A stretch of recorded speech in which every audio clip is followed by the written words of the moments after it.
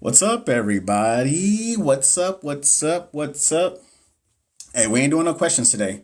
We ain't doing no questions today. All right. We're just going to do a little something different.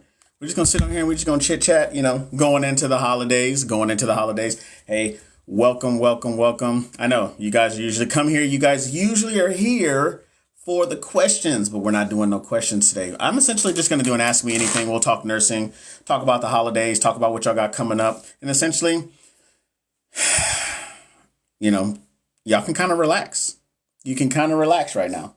You know what I'm saying? So, welcome everybody. If you guys are new, hey, what's up? Is it Jolie? How are you? Hey, we're not going to do no questions today. However, I do appreciate everybody still smashing that like button, you guys sharing, you guys following. We are just essentially going to talk about nursing stuff today. We'll talk about NCLEX. We'll talk about essentially whatever you guys want to talk about. You guys can ask your questions. So whatever question that you guys have about, anything like within reason, then we could talk about. So, of course, what's up, Karam? I see you. Karam's always here, always coming and showing the love. So I appreciate you. But I want to know who you are, where you're from, where you're at in your nursing journey, and what questions do you guys have? We're not doing any NCLEX questions today, but hey, y'all can give me 1,000 likes. Y'all can give me 1,000 likes. You know what I'm saying? I'm taking my NCLEX next month. Shout out to you, Jolie. Shout out to you.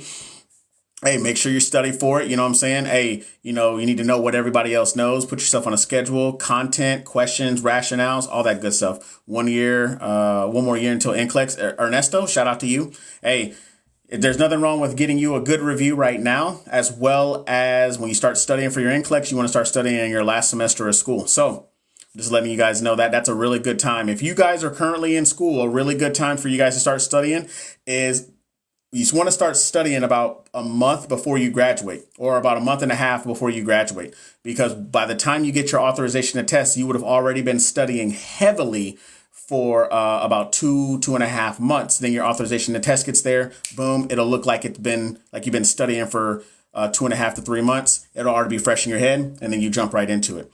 It says, I'm a senior in high school and I'm thinking about going to nursing major. Any advice going to college? Doesn't matter what college. Is it Calipa?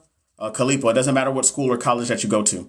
As long as your school or college is accredited, it does not matter what school or college that you go to. All right. So make sure you can go to any board of nursing or your state's board of nursing, see what schools are accredited, go to a community college. If you're in high school, you can take some nursing classes and you can have those bridge into those programs. So at least keep yourself familiar, but it does not matter what college that you go to. Me, if I could do it all over, I would go back. I would go to a community college, get my associates in nursing, take the NCLEX RN, and then I would do my online classes to get my BSN, masters, and so forth. So take that for what you will.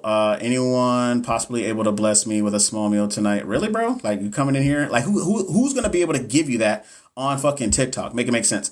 It says, I wish someone shared this info with me. Hey, I got you. I don't even know who I just invited, but I'm about to uninvite them because that was totally by accident. So what's up, everybody? Hey, if you guys are new here, talking NCLEX stuff. Whoa, hold on. Hold up. I was totally I don't know what the hell happened there. Hey, but anyway, it says, how long did it take for you to finish college? So it took me a long time to finish college. I started college in 2006 when I was trying to get my associate's degree. I didn't get my associate's degree until 2012 because I had joined the Navy in 2007. Oh, okay, no worries. Fernando, I got you, no worries. Am I muted? No. How am I muted? Hold on one second. I don't know how I'm muted. No, I'm not muted. Hey, if you can hear me, give me a thumbs up. If you can hear me, okay, cool. Just making sure. Okay, good.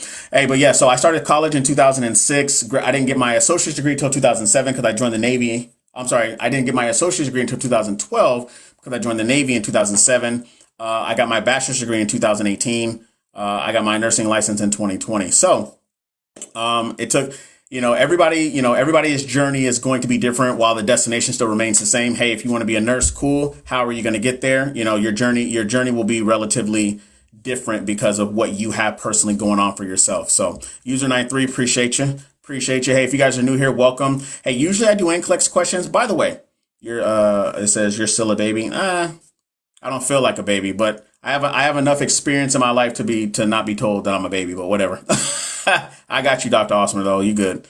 So what was I going to say? Hey, so if anybody's interested in knowing where you guys can get some really good NCLEX questions, it's usually where I do them. They are nurseslabs.com. By the way, if you are in nursing school, nurseslabs.com has really good care plans that you guys can check out for yourself. I used them. Nurses before me used them. I know that y'all are using them now. No, it's not a form of cheating. I don't care what your fucking professors tell you at school, because they always want to try to fear monger and put the fear into you about something. So nurseslabs.com. Also, anybody ever interested in an NCLEX course, you guys can check that link out in my bio, as well as I do tutoring, one-on-one coaching, all that good jazz. All those links are up in my bio as well. But what other questions do you guys have? So who was that asked me? It was Khalifa. Am I saying it right? Is it Khalifa? Is it Khalifa?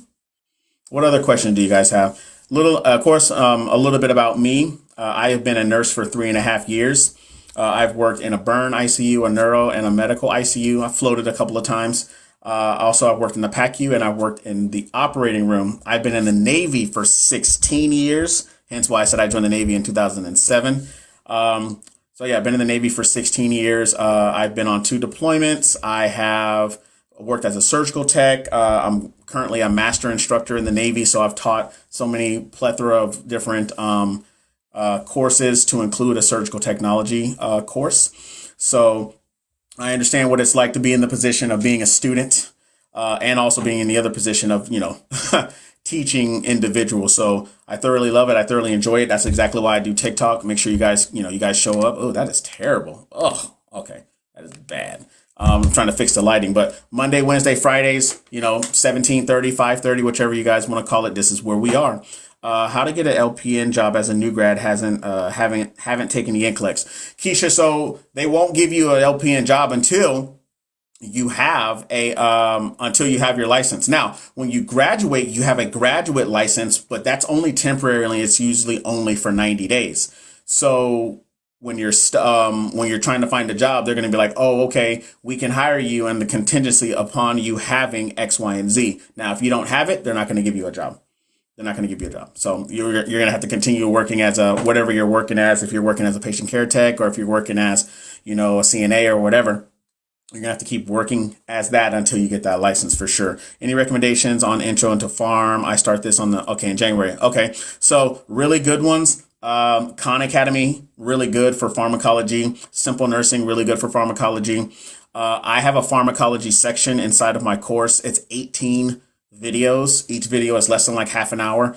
So you can check that out for yourself as well. But if you're looking for YouTube type of stuff, definitely start with Khan Academy, and I would definitely start with Simple Nursing. There's another one called PharmD, pretty good one as well.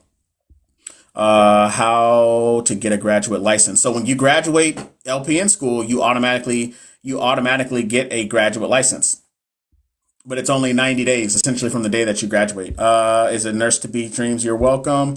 Rebecca says, I graduate in May. I just signed my intent contract in the emergency room. Your reviews have helped so much. I'm glad, Rebecca. I'm glad that they helped you out a lot. My whole thing is that I want to try to bring these things to light for y'all, because I don't like nobody playing with me. I don't like nobody playing with my license. In a relationship, you don't like nobody playing with your emotions. These fucking jobs will do it. So my whole premise and my whole thought process is to come on here so y'all don't have people play with y'all. And so I'm glad that the reviews, and I'm glad that everything is helping you. I really, really do. And that's another reason why I do it. So how do you handle stress and maintain work-life balance in your profession? Khalifa, leave work at work, period. That's the biggest thing. Leave work at work. Use your fucking PTO, because that's what it's for. Your jobs will try to guilt you and what about the team? No, it ain't about you. It ain't about them. It's about you. Granted, be a team player, but not at the expense of your own physical and mental health. Listen to trust and believe me. You're still in high school, and these are the things that you're going to come across. How do become a nurse? What are the starts of it? I don't even know. I don't even understand what you meant. Can you rephrase that for me? MedSearch 2 begins in 2 weeks. Any tips? Get into a small group. 4 people, you, 3 other people, you do 25% of the work, you reap 100% of the benefits, right? So if you have a chapter that's over 16 chapters, or if you have a test over 16 chapters, you do 4, the other 3 do 4, that's 25%.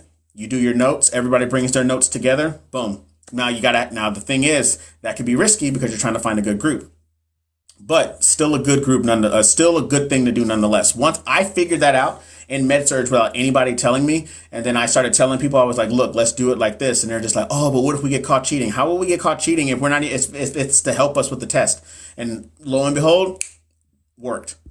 And it's not cheating because it's not like we were like giving each other answers during the test. It's not how that works. So is it true after you pass fundamentals, you can get a job as a tech at a hospital? I don't know about fundamentals, but I do know once you hit a certain point, you would have to ask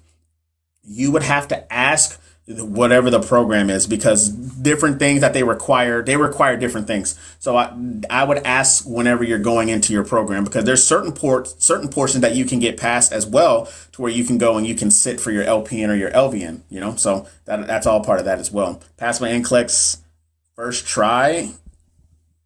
All right, you passed your NCLEX on the 6th. So who is that? Is that Tammy? Is that what it says?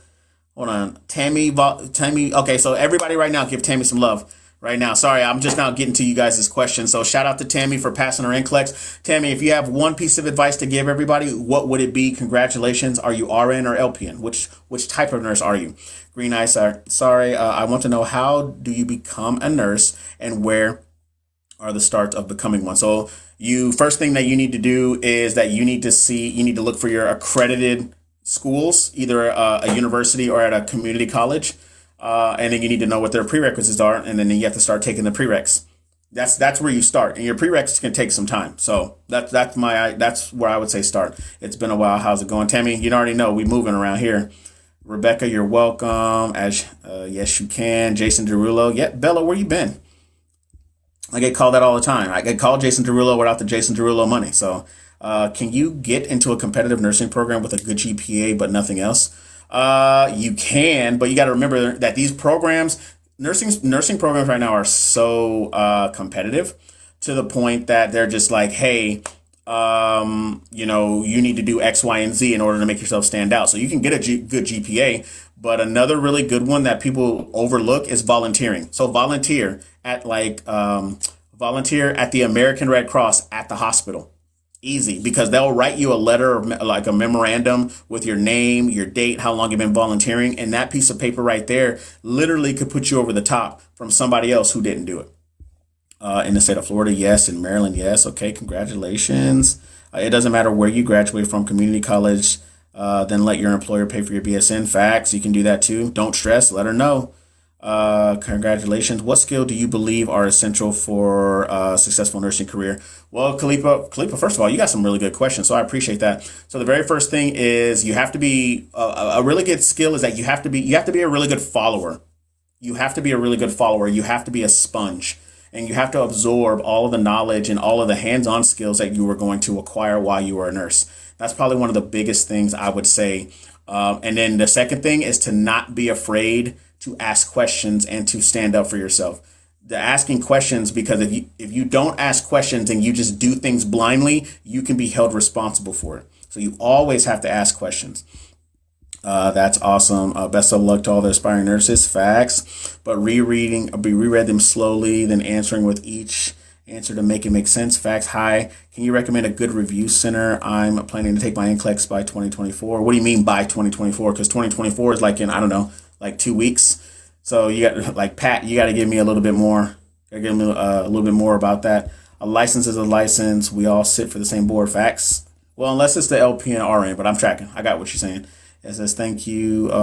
You are doing something great. I do this all the time, and I enjoy it. Number one thing I tell those I'm precepting, know what you don't know. Facts. Like, if you don't know, you don't know, and that's okay. But the biggest thing that you need to ask until you get clarity. I'm scared to work as a nurse. Why? I didn't pass my 4th time, Kevin. I'm sorry to hear that, but this is where I'm going to tell you, you need to go back and you need to see why. 4 times, I can tell you right now, if you fail more than twice, it's not the test. It's definitely you. It's definitely you.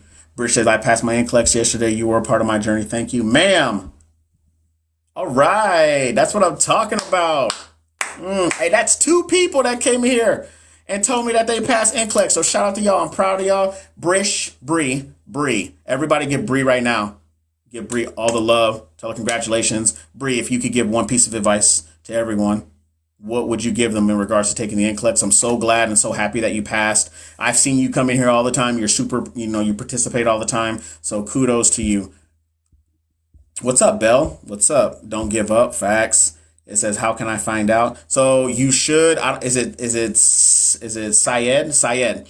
So you should get a performance breakdown, and your performance breakdown is going to tell you. I just failed my second time taking the Kaplan entrance exam.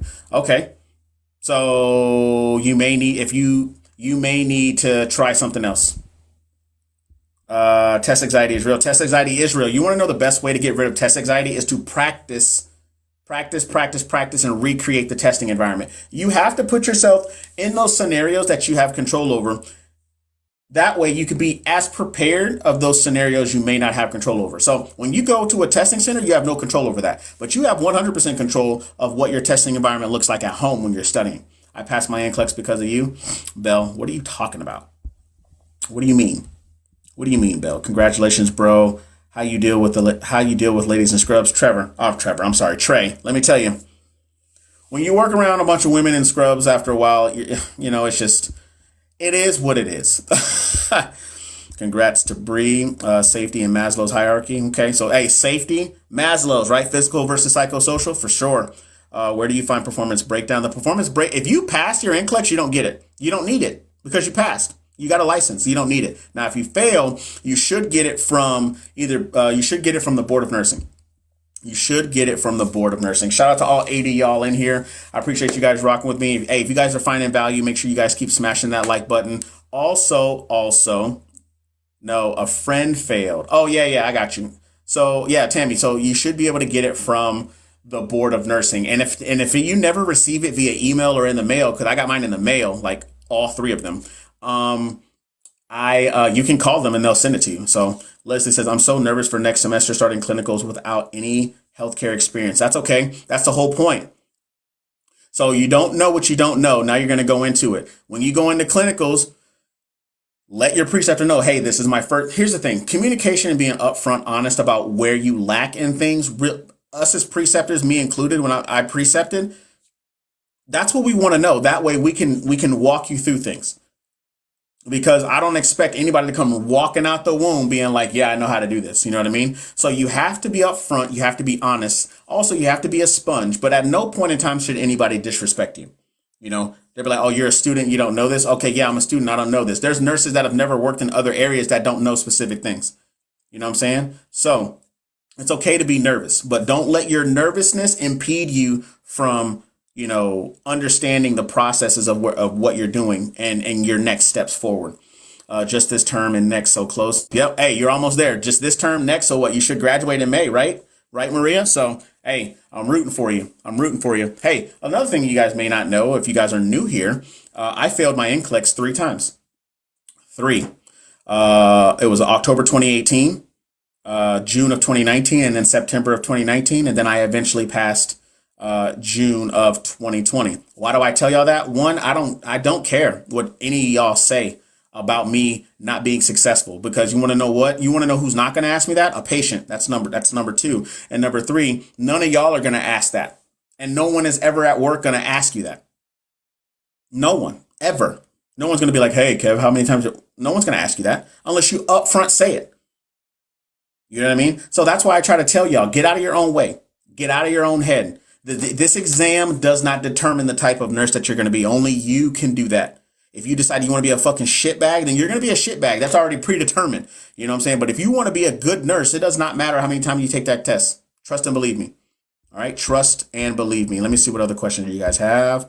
What should I expect from MedSurg 1? I don't know. You should expect a lot of clinicals, and you should expect the MedSurg book. So you're going to be going through like neuro, cardiology, pulmonary, all different types of stuff. So they'll put you on the floor, med-surg floors. They'll put you on ICU. They'll put you in oncology. They'll put you on all those floors. So get ready because it's about to happen. We'll do thanks. You're welcome. Nurses are lifelong learners. Prove me wrong. Facts. I don't disagree with you at all. I'm not going to prove you wrong because I agree with you. Leah says I'm on my 3rd try now. That's okay, Leah, because now you can take those two times that you had before, and now you can improve upon them. right? That's another reason why I coach. That's another reason why I mentor. That's another reason why I guide and why I tutor, is because I don't want anybody to feel how I felt. But if you do feel that way, you have somebody who is available to you to help guide you that way. And that's why I do that, because I know exactly how it feels. What did you do to pass the NCLEX on the fourth time? There's so many things I can tell you right now. Is accountability is one. Like, I didn't have accountability. And then I blamed everybody else but me. I was just like, well, obviously I'm not meant to be a nurse. My school didn't teach me this. My school didn't teach me that. These reviews are fucking trash, blah, blah, blah. Fuck it. I don't want to do it. But the person that I was pointing at more was myself. I had one finger pointed at everybody else while I had three pointed back at me. I'm the problem. And you have to realize that if you fail more than once or twice, you are the problem. Sorry. I don't know if you wanted me to come here like to coddle you and tell you, oh, it's okay, sweetie. No. That's not how we do things around here. If anybody knows, I have a military background and I don't coddle. However, I do understand where you were coming from. Everybody, the delivery is a lot different per person. However, on a grand scale, I'll let you know right now, it's your fucking fault. However, how are you going to fix it? So what I did, accountability, time management. I used to come home and take naps, and then I'd wake up and have the laptop in front of me and sit there with the TV on and doing like one question in like 5 minutes on my fucking phone, like all this other stuff, right? So I had to recreate the testing center. I needed a really good review. I needed content because I had lost so much content over that time of me not being successful on the exam. Those are the little things. Do they mail your license to you, or do you have to request it? No, you should actually be able to print it out. Well, it depends on the state. In Texas, they used to mail it, but now you can actually, you'll get it like on Nursey, or they'll send it to you online. I passed my NCLEX on October, still haven't received it. Yeah, I would definitely call your board of nursing for that one. What did you do different for your fourth time? Yeah, I just said that. Are there a lot of med calculation on NCLEX? So the first time I took the NCLEX, I had 2. Second time I had 2. Third time I had 2. Fourth time I had 0. So it all just depends. Have a good holiday, boss. Davey, my man, Dave. What's up, man? Hey, bro, do you want to come on here? I know we were talking about that. I know it's kind of a spur of the moment thing, but if you want to come on here, let me know.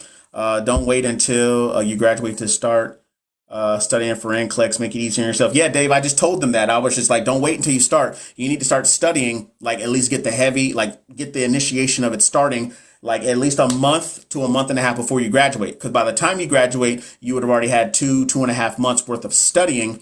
Authorization to test comes, it's still fresh in your head. When you go and schedule your exam, take it, good to go. So I appreciate everybody asking their questions. Hey, if you guys are finding value, of course, make sure you guys keep smashing that like button, whatever question that you guys have. Also, if I have not asked, I want to know who you are, where you're from, where you're at in your nursing journey. And if you're not on a nursing journey, what do you do? Like, what are you doing hanging out here? I know I had like 800 people in here, and I know all of them were just like, where the hell are my NCLEX questions, right? Sorry, today, your boy's feeling a little tired. So, and plus, give you guys a little bit of a break, because everybody always asks me tons of questions while I'm doing these. So this is your opportunity to get some questions in right now. So what other questions do you guys have? Texas, 1 more year till NCLEX, currently at EMT. Shout out to you, Ernesto. Hey, I live in San Antonio. What part of Texas do you live in? Ernesto, I just got on here to support you. Karen, I appreciate you. Karen, another way that you can support me? Hey, you could just tell everybody that I do this and tell them that I got stuff that they could check out in the link in the bio. Ernesto, you live in San Antonio? Shout out to you. As an EMT? Okay. All right, man. Hey, I'm just letting you know right now. Go to university. Listen to me when I tell you. Just graduated Archer or UWorld. It depends on you. Is it Regine? It depends on you. Me personally, I didn't like UWorld. I liked Archer better, but depends on you and what you want. Depends, here's the thing. Do you have a good understanding of content? Do you have a good understanding of your questions? Do you need both? So I personally like Archer. That's just me though. Yes, you do. I appreciate you, Karen. Southern California. Started second semester of nursing school in February. Shout out to you, Miss Leslie. Dudley says, so good you do this research, RN, nurse for 14 years. Love it. You can do anything. Facts. So another thing about me, I'm going back to school. Lord, right? It took me 5 years to figure that back out, right? But Going back to school, go back to get my master's in education because, I love teaching. That's just my thing. Archer it is. That's all I hear. Hey, so here's the thing. It's like you asked me for permission for something that you already knew.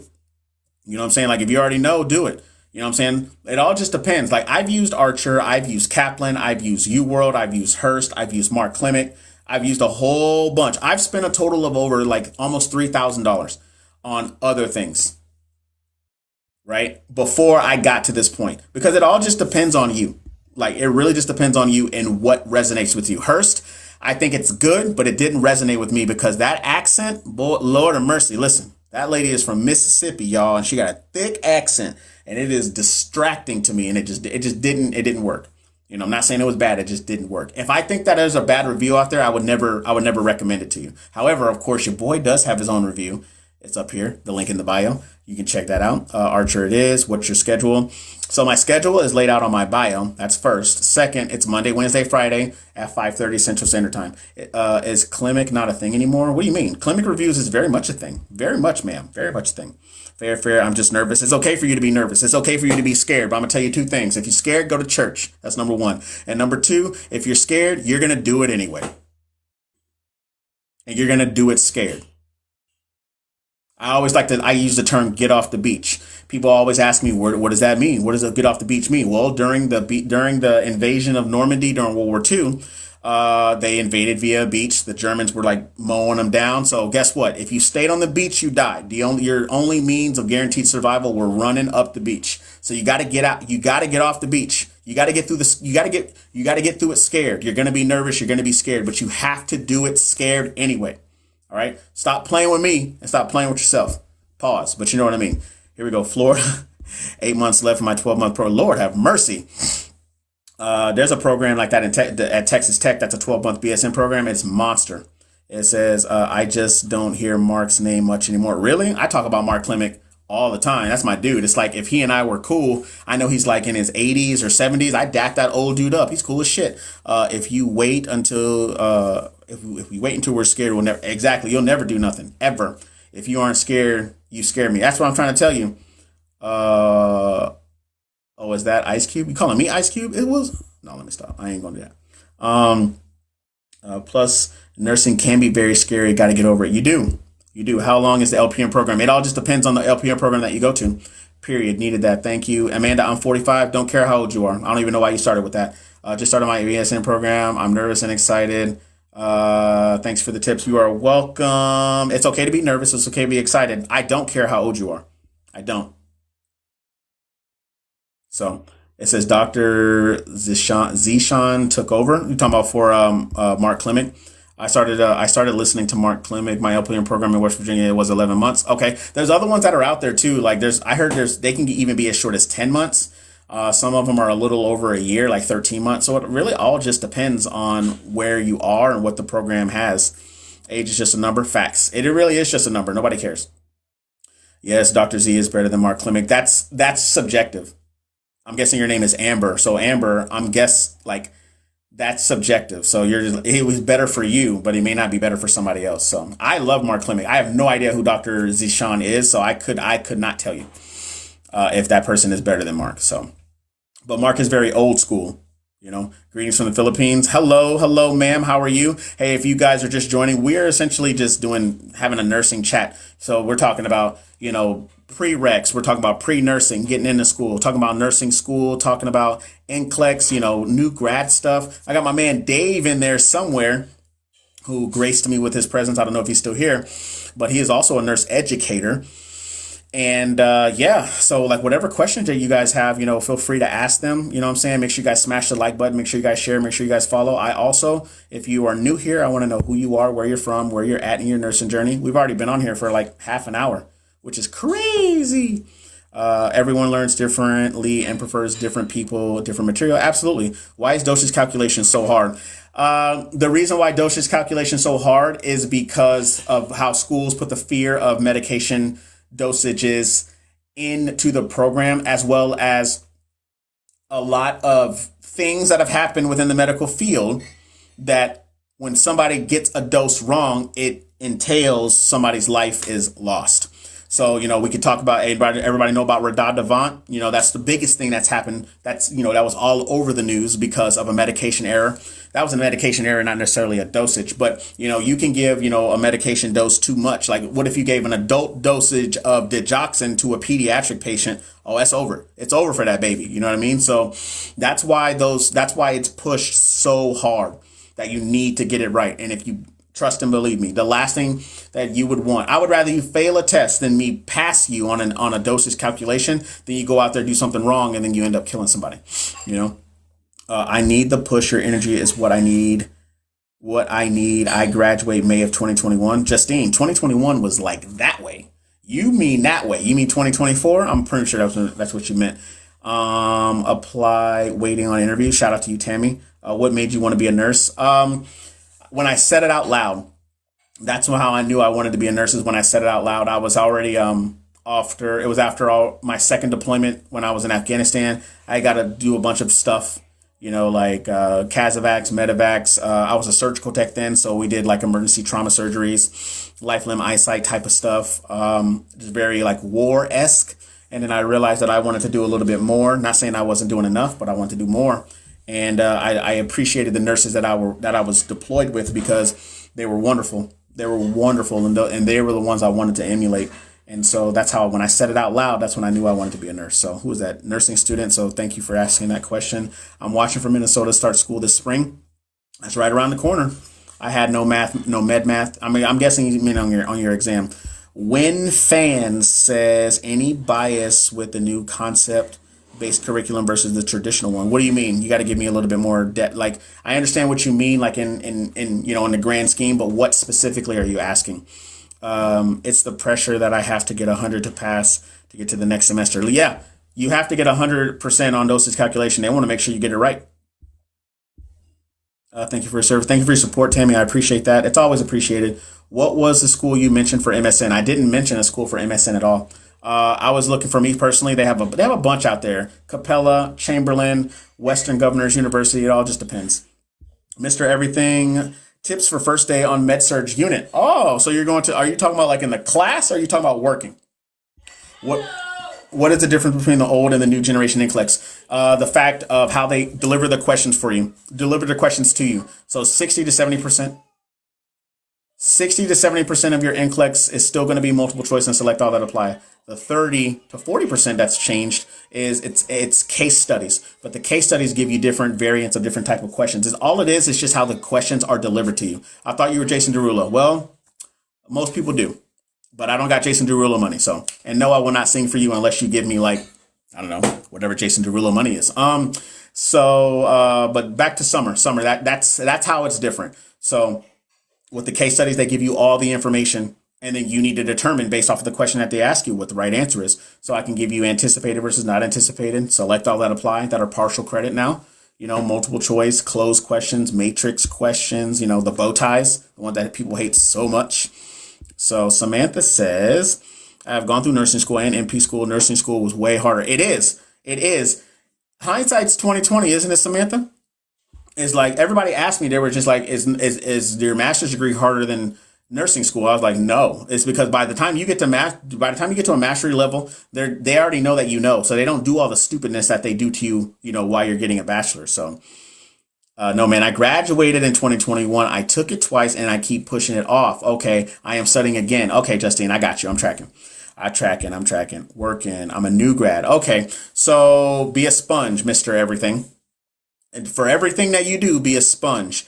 Ask tons of questions, and don't let people disrespect you. What's up? Is it Cammy? What's up? Have a great holiday as well. So, Mr. Everything, that's the advice that I would give to you. Don't let people be disrespectful to you, and don't let them bully you. They don't really do it to men. Women do it to each other. Remember, 89% women in the nursing profession, and the women do it to each other. I can't even tell you how many DMs I get saying, Kevin, I've been on my floor for 2 to 3 months, and I get bullied. Like, everybody's so rude and disrespectful to me. And I tell them, I'm like, then you need to leave. I had 60% of case studies. That's crazy, Trice. That's crazy. Recent practical nursing graduate preparing for the NCLEX. Shout out to you. What do you think about online school like WGO and Capella versus RN to BSN? So Okay, so RN to BSN. So let me not I don't want people to get confused. Your RN is your license, your BSN is your degree. So by when they say RN, they mean ADN RN and BSN RN, right? So let's just go ahead and get that out. Let's just do that right now. So now if you're going to go to school online, I don't care. Like, I think that it's actually a good thing because it's actually a faster way to get nurses out there because you're still held to the same standards and the same curriculum. Not everybody else is. I went to nursing school 100% online, except for when I had to do my practicals and I had to do clinicals. I had to do clinicals at the hospital. I had to go to school to do the practicals, to do the checkoffs, but everything else, didactic and lecture based wise, was online. So I think it's okay. I think it's okay. Now, I don't think everybody is built for that. And if you're not built for that and you know it, don't you do anything online like that. You know what I'm saying? Camille. Oh, it's Camille. Okay, Camille. That's what I thought. So why you do that to me? Knowing damn well I'm going to be like, who is this? You know what I mean? So appreciate you, big bro. Love I appreciate you, Mr. Everything. I appreciate you for being here. I appreciate you. I just found out I passed my NCLEX this morning. Sierra. That's what I'm talking about. Everybody right now, you already know the deal. You're the third person, Sierra, to come in here to tell me that you passed your NCLEX. And I'm so happy for you. Congratulations. If you could give one piece of advice to everybody that's in here in regards to nursing and taking their NCLEX, what would it be? Also, everybody that's in here that passed their NCLEX, if at any point in time that I have helped you with these lives, if you got the 7-day NCLEX course, if I've talked to you offline, anything, like, hey, drop them down, leave me a DM because that actually helps. It helps me a ton because that's what we like to call social proof because, get it out there to people so people know what's up. So Sierra, congratulations to you again. You've been a big help, Sierra. I appreciate that. I'm just now scrolling through everything. So Kristen says, hey, yeah, I wasn't built for online, but I had no choice with COVID. Yeah, because you were probably in school when it happened, but I passed my NCLEX too. You want to know what the NCLEX pass rate was from when COVID happened all the way into the new generation NCLEX? It was like at 77, 79%. Now it's at like 87%. So, that whole switching to doing everything online really messed with all the new grads. Sky, hey Kev, hope all is well. Hey, you already know what the deal is, Sky. I appreciate you being here. I finally caught up on everything. Hey, if you guys are new here, welcome. We're just talking we're talking about nursing stuff, NCLEX stuff, whatever questions you guys have, drop them down below. Sierra is just the most recent person to come in here to tell us that she passed her NCLEX. I was a big help. The community down here is a big help. And it rocked. Like, she rocked it. What did she say? She said, all those taking NCLEX, just trust your gut. You know more than you think. Okay, absolutely. You have definitely helped me with your lives to pass the NCLEX on that. That's what I'm talking about. Who said something about case studies made it easier? More than half was what? More than half of next gen. Yeah. So you're gonna have so many, right? You're gonna have so many. Remember, I said 30 to 40. 30 to 40 before you even know it, right? But case studies are legit because it actually gives you time and it gives you enough information for you to just be like, okay, I have all the information I need. Now, how can I analyze it in order for me to apply it to make a clinical judgment? That's what it means. I hate case studies because I hate reading. Gigi, you better get over that because you can hate it all you want, but if you don't get on board, you're gonna get left behind. You know what I'm saying? So Wynn says, you think ATI is good enough for NCLEX study? I personally don't like ATI. I don't like HESI. However, there are people that are out there that use ATI, loved it, that used HESI for whatever reason, they love it. But it all just depends on you, sir. It all just depends on you and what works for you. So much prioritization too. Well, prioritization, delegation, and assignment, that's management of care, which is the largest section on the NCLEX at 18 to 23%. So that makes total sense to me, Sierra, on why you had so much, right? For SATA, only select what you know. I had about 10 case studies. So yes, when you have select all that applied questions, select what you know. And if you don't know, don't pick it. Seriously, like if you're sitting here and you're just like, man, it could be. Nope, don't you pick it. Unless you can 100% solidify to me, hey, Kevin, I know that this is it. I know that this is it. I'm not sure on it. Don't you pick it. Listen, imagine you have a small Jason Derulo lookalike bobblehead sitting on your shoulder. And I'm going to be like, don't you fucking pick it. Don't, hey, if you don't pick it, if you don't know, don't pick it, okay? Some comments were added to enhance the community experience. Oh, okay. All right. I don't know what you said. Is it I Huff? I don't know what you said, but TikTok didn't like it. So don't be doing it. Hey, if you guys are just joining, appreciate you. If you guys are finding any value that in what we're talking about right now, smash that like button. I think we can get to 10. Hey, give me to 10,000 likes. I think I'll hang out here for probably like, I don't know, maybe like another 30 minutes. We'll see whatever questions that you guys have. Also, what else? What else about me? What else about me? Yeah, for all those that don't know, like I said, I have ICU experience. I worked in the PACU as well. Also, if you have ICU experience and you decide you don't want to do ICU anymore, PACU is a great spot, is a great place to be. Great place to be. And I also worked operating room as well. So I have a good knowledge of the nursing aspect as well as my military background. Like I said, I've been in the Navy for 16 years, almost out the door before you know it, almost out the door. So what other questions do you guys have? I think I'll hang out here for a little bit. Appreciate all the questions that you guys are dropping, as well as I want to know who you are, where you're from, and where you're at in your nursing journey if you're new here. All right. And if you're not a nurse and you guys are just hanging out, what do you guys do? Like, what do you guys do for a living? TEAS exam. So you're taking the TEAS exam, like the entrance. So a really good book for the TEAS exam is the Mometrics book. It's like a yellow book, and it says Mometrics for ATI TEAS, I think, or TEAS entrance. Really good book. I believe next semester will be med-surg. Any tips? Leslie, I think I already gave you tips, I thought. Ever seen anyone wake up on the anesthesia table? No.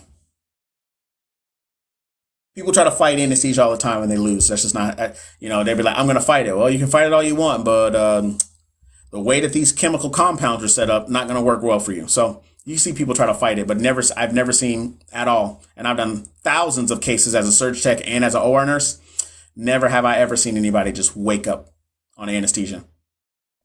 So just graduated, waiting on my ATI. Shout out to you, Sonny. It'll be here before you know it. So I've heard people getting it as early as like 2 weeks. It usually says it takes about 2 to 4 weeks for you to get your authorization to test. So you ever worked for the VA? If so, how was the experience? I've never worked for the VA.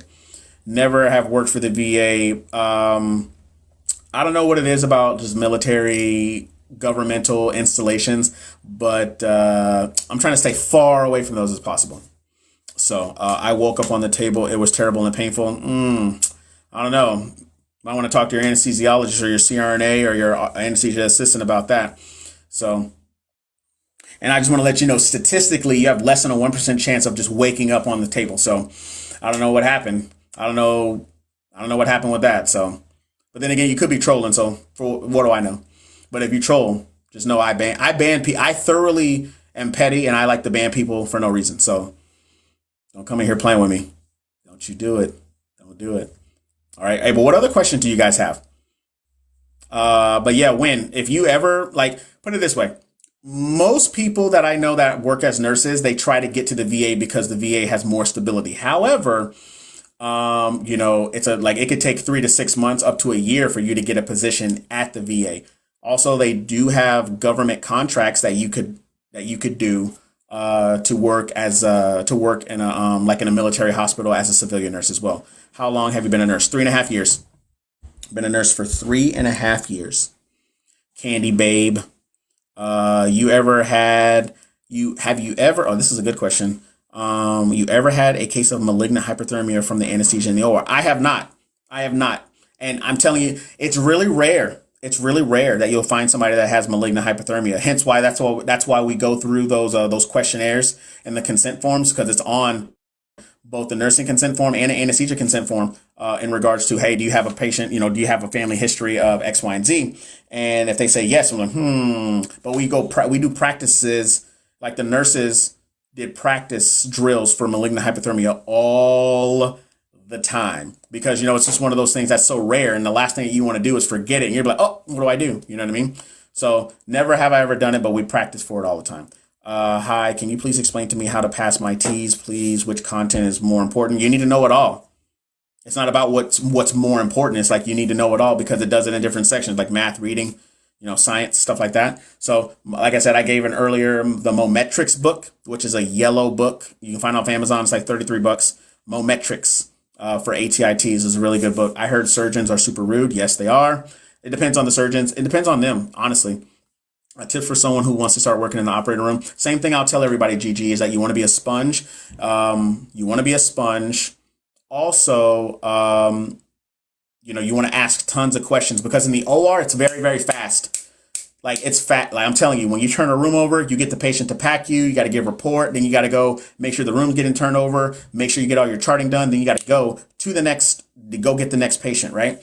So the one thing that I'll tell you is you have to be a sponge and you have to ask tons of questions. At no point in time, don't let nobody disrespect you. Don't let nobody, I'm telling you right now, like, I don't know where people get off just being so rude and disrespectful to people that are new to the field, but don't let people do it to you. All right. So that would be my advice, is to be a sponge and to ask tons of questions, because you're going to have imposter syndrome. Trust me when I tell you, because there's so much that you need to know. And yes, surgeons are rude, but you'll come across more good surgeons than you will bad. At least that's been my experience. Thank you for your content. User 27, I appreciate you being here. Thank you. Shannon says, if you had any NCLEX tips, what would it be? Oh, Shannon, I got tons of NCLEX tips. I don't know if you know this, but I coach people for NCLEX, so I give tips all the time. The one thing for NCLEX, I'll say, the one thing I could give you is recreate the testing environment. So no food, no drinks, no phone. You just need you need you laptop, you computer, you quietness, and you need practice. Okay.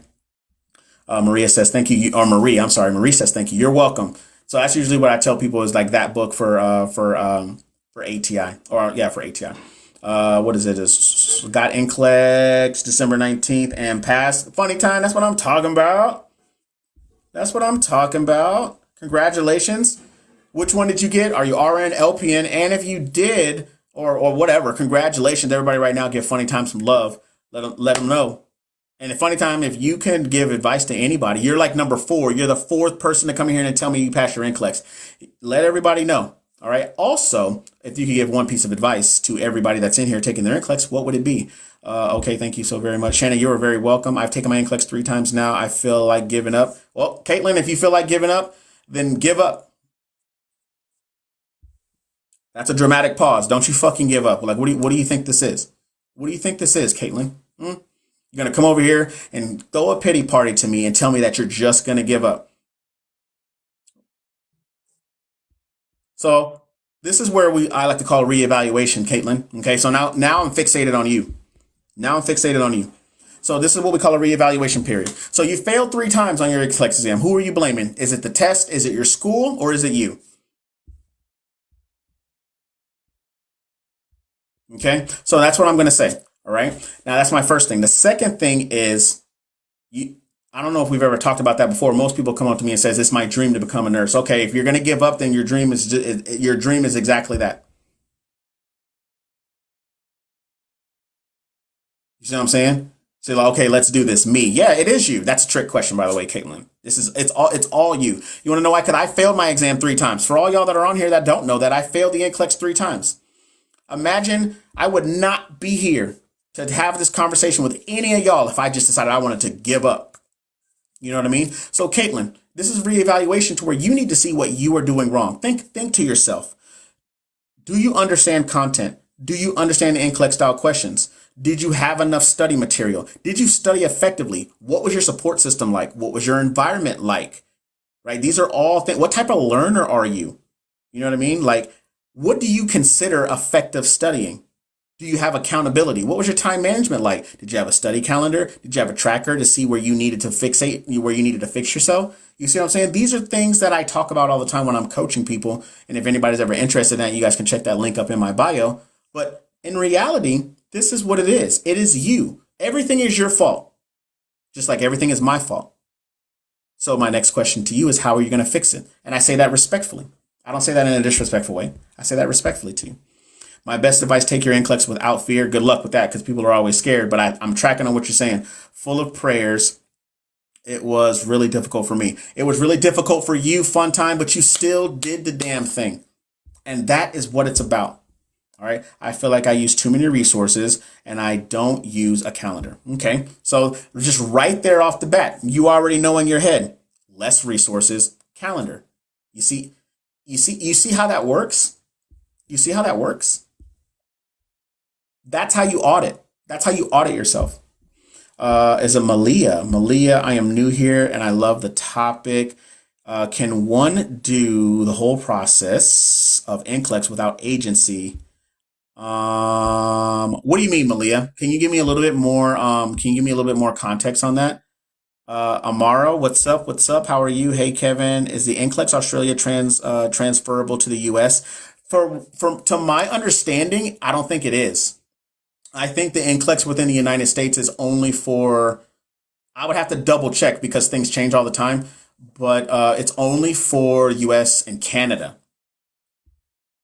It's only for US and Canada, but is it Mosey, bro? Here's what I want you to do. You can go to the National Council of State Boards of Nursing or the the NCSBN.org website, and they will tell you what's translatable. I don't have it right here in front of me. And plus, if I do it right now, it's going to take forever. So pass my NCLEX today, already licensed. Yes. That's what I'm talking. Man, and you've been here the whole time. Sunday Land, right? You in here participating all the time. You are number 5. I've had 5 people come in here and tell me that they passed their NCLEX. And I'm so happy for you. I really, really am. I appreciate you always being here and always participating. If you could give one piece of advice to everyone trying to take their NCLEX or getting ready to take their NCLEX, what would it be? Also, if I've helped you in any way, which I'm pretty sure I have, shoot me a DM and just tell me, just tell me. Like, hey, you help me with X, Y, and Z, yada, yada, yada. Because you already know it helps me get other people to come here to give people more value. All right. So I appreciate you. And I'm so happy that you passed your exam. What steps would you recommend studying pharm for NCLEX? You want to study the ones for pharmacology that you don't know. And if you don't know, just start with just one of them. It doesn't matter. So there's so many YouTube channels that are out there that you can study pharm. I have 18 videos that are need to know pharmacology lectures, such as anti-diabetics, diuretic meds, cardiac meds, psych meds, all those meds. You can check that out. That link is in my bio for the 7-day NCLEX course.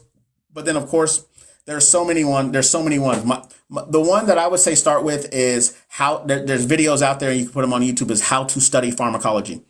Super easy. That's where I say you could start. Thanks, fam. You're welcome, sir. No problem. I know. Thank you. I'm so happy for you. Anxiety is my biggest weakness. I'm just so ready to be licensed already. Caitlin, if you're ready to be licensed, you got to be ready to put in the work. And also, if you're ready to be licensed, you can't let fear and you can't let anxiety win, because the moment that those two win, which they've already done 3 times, you don't get a license. And I'm just keeping it real. I'm just keeping it all the way real. So if you know you've been using so many resources, lower those resources, right? Put yourself on a calendar, put yourself on a study tracker, do all those things, right? So, and of course, if there's anybody that needs additional help with that and wants additional guidance, y'all can check out my links. Check them out. It was many years ago, but I took a practice exam and scored the exact same on the NCLEX. What do you mean, Lisa? What do you mean? Because if you take a practice exam, it may give you a score, but on NCLEX, if you pass it, it doesn't give you a score. It just gives you your license. So, I mean, if you did well on that practice exam and you got a high score, then that means you got exactly the same, which is a license. So you were ready after review, just let it go, face it without fear. Or better yet, instead of facing it without fear, do it with fear. Caitlin, I don't know if you were in here when I said everything that I said, but get off the beach. And by get off the beach, I mean during World War II, during the invasion of Normandy, when they stormed the beaches, they were all the Allied forces were getting shot. You know what I'm saying? They were all getting shot and they were just standing there. So if you stood there on the beach, you were dead, period. You were gone. You were almost 100%, you were 100% unalived. So your only way to survive was to be scared out of your absolute mind and run towards the raining bullets. So you have to, what your raining bullets are? It's your anxiety. It's your fear. It's your, what else did you say it was? It's your weakness, right? You need to run through it and then still accomplish that goal. You're going to have to do it scared.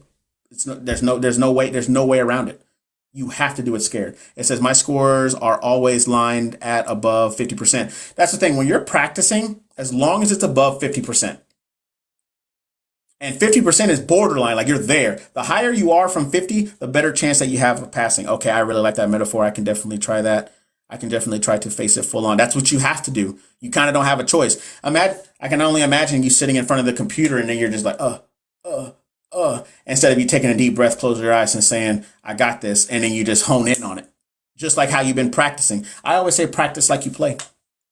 So if you've been practicing sitting in front of a computer, getting into a routine, doing your 85 to 150 questions a day or every other day or however many times you do it, by the time you go and you sit for your exam, you're going to fall into the same premise. I kid you not. When I was studying, I used to do this. By the time I got to 10 questions, I would sit like this. And then I'd just be click, click, click. And then sometimes I sit up and I'm like, okay. And then when I went to go take my exam, by the time I got to 10 or 11 questions, I didn't even realize it. I had my hand right here.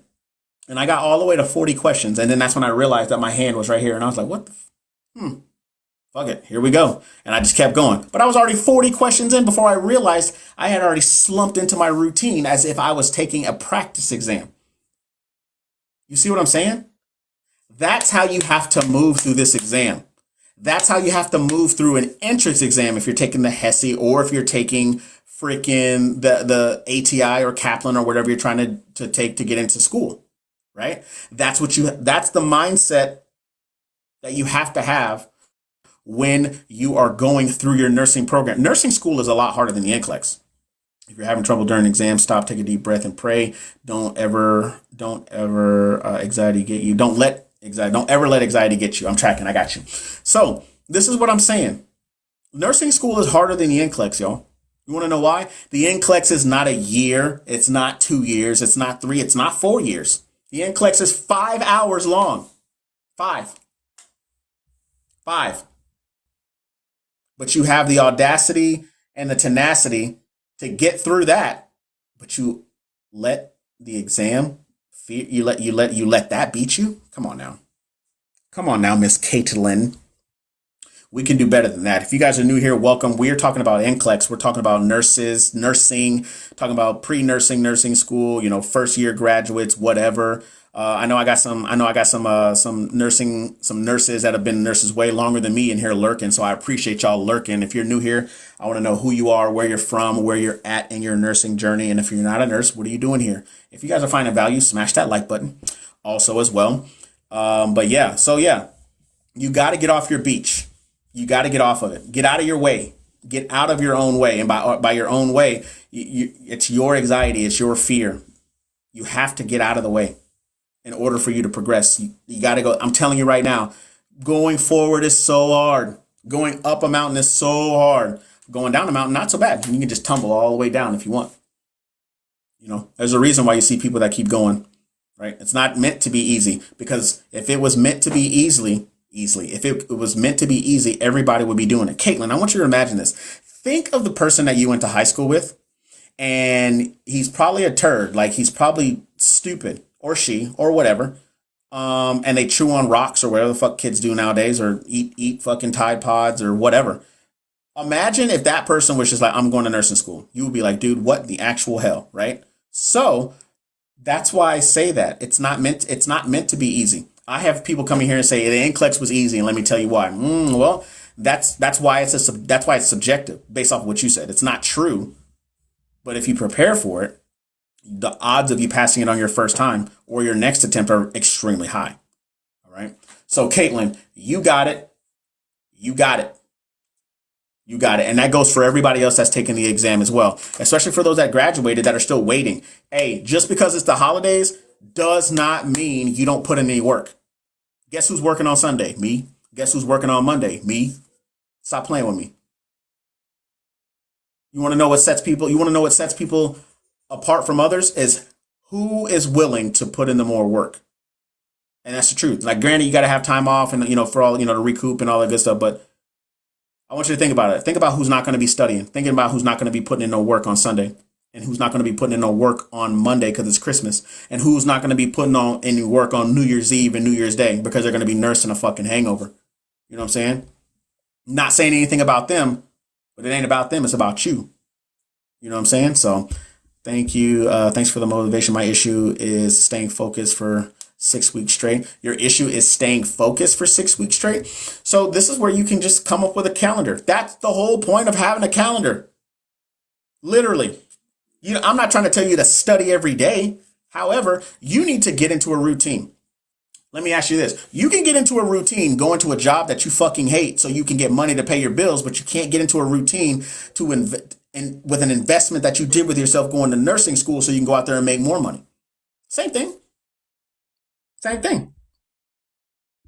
So now you have to rewire this. Now you have to rewire this brain to figure out how am I going to make this work? Right? Thank you, Kevin. You're a big help for nurses. Happy holidays. Cheers, man. I appreciate you. Fun time. Hey, you already know we have good times around here. So I appreciate you being here. Is it Amarachi? Amarachi. Is it Amarachi? Am I saying it right? I feel like I'm messing it up.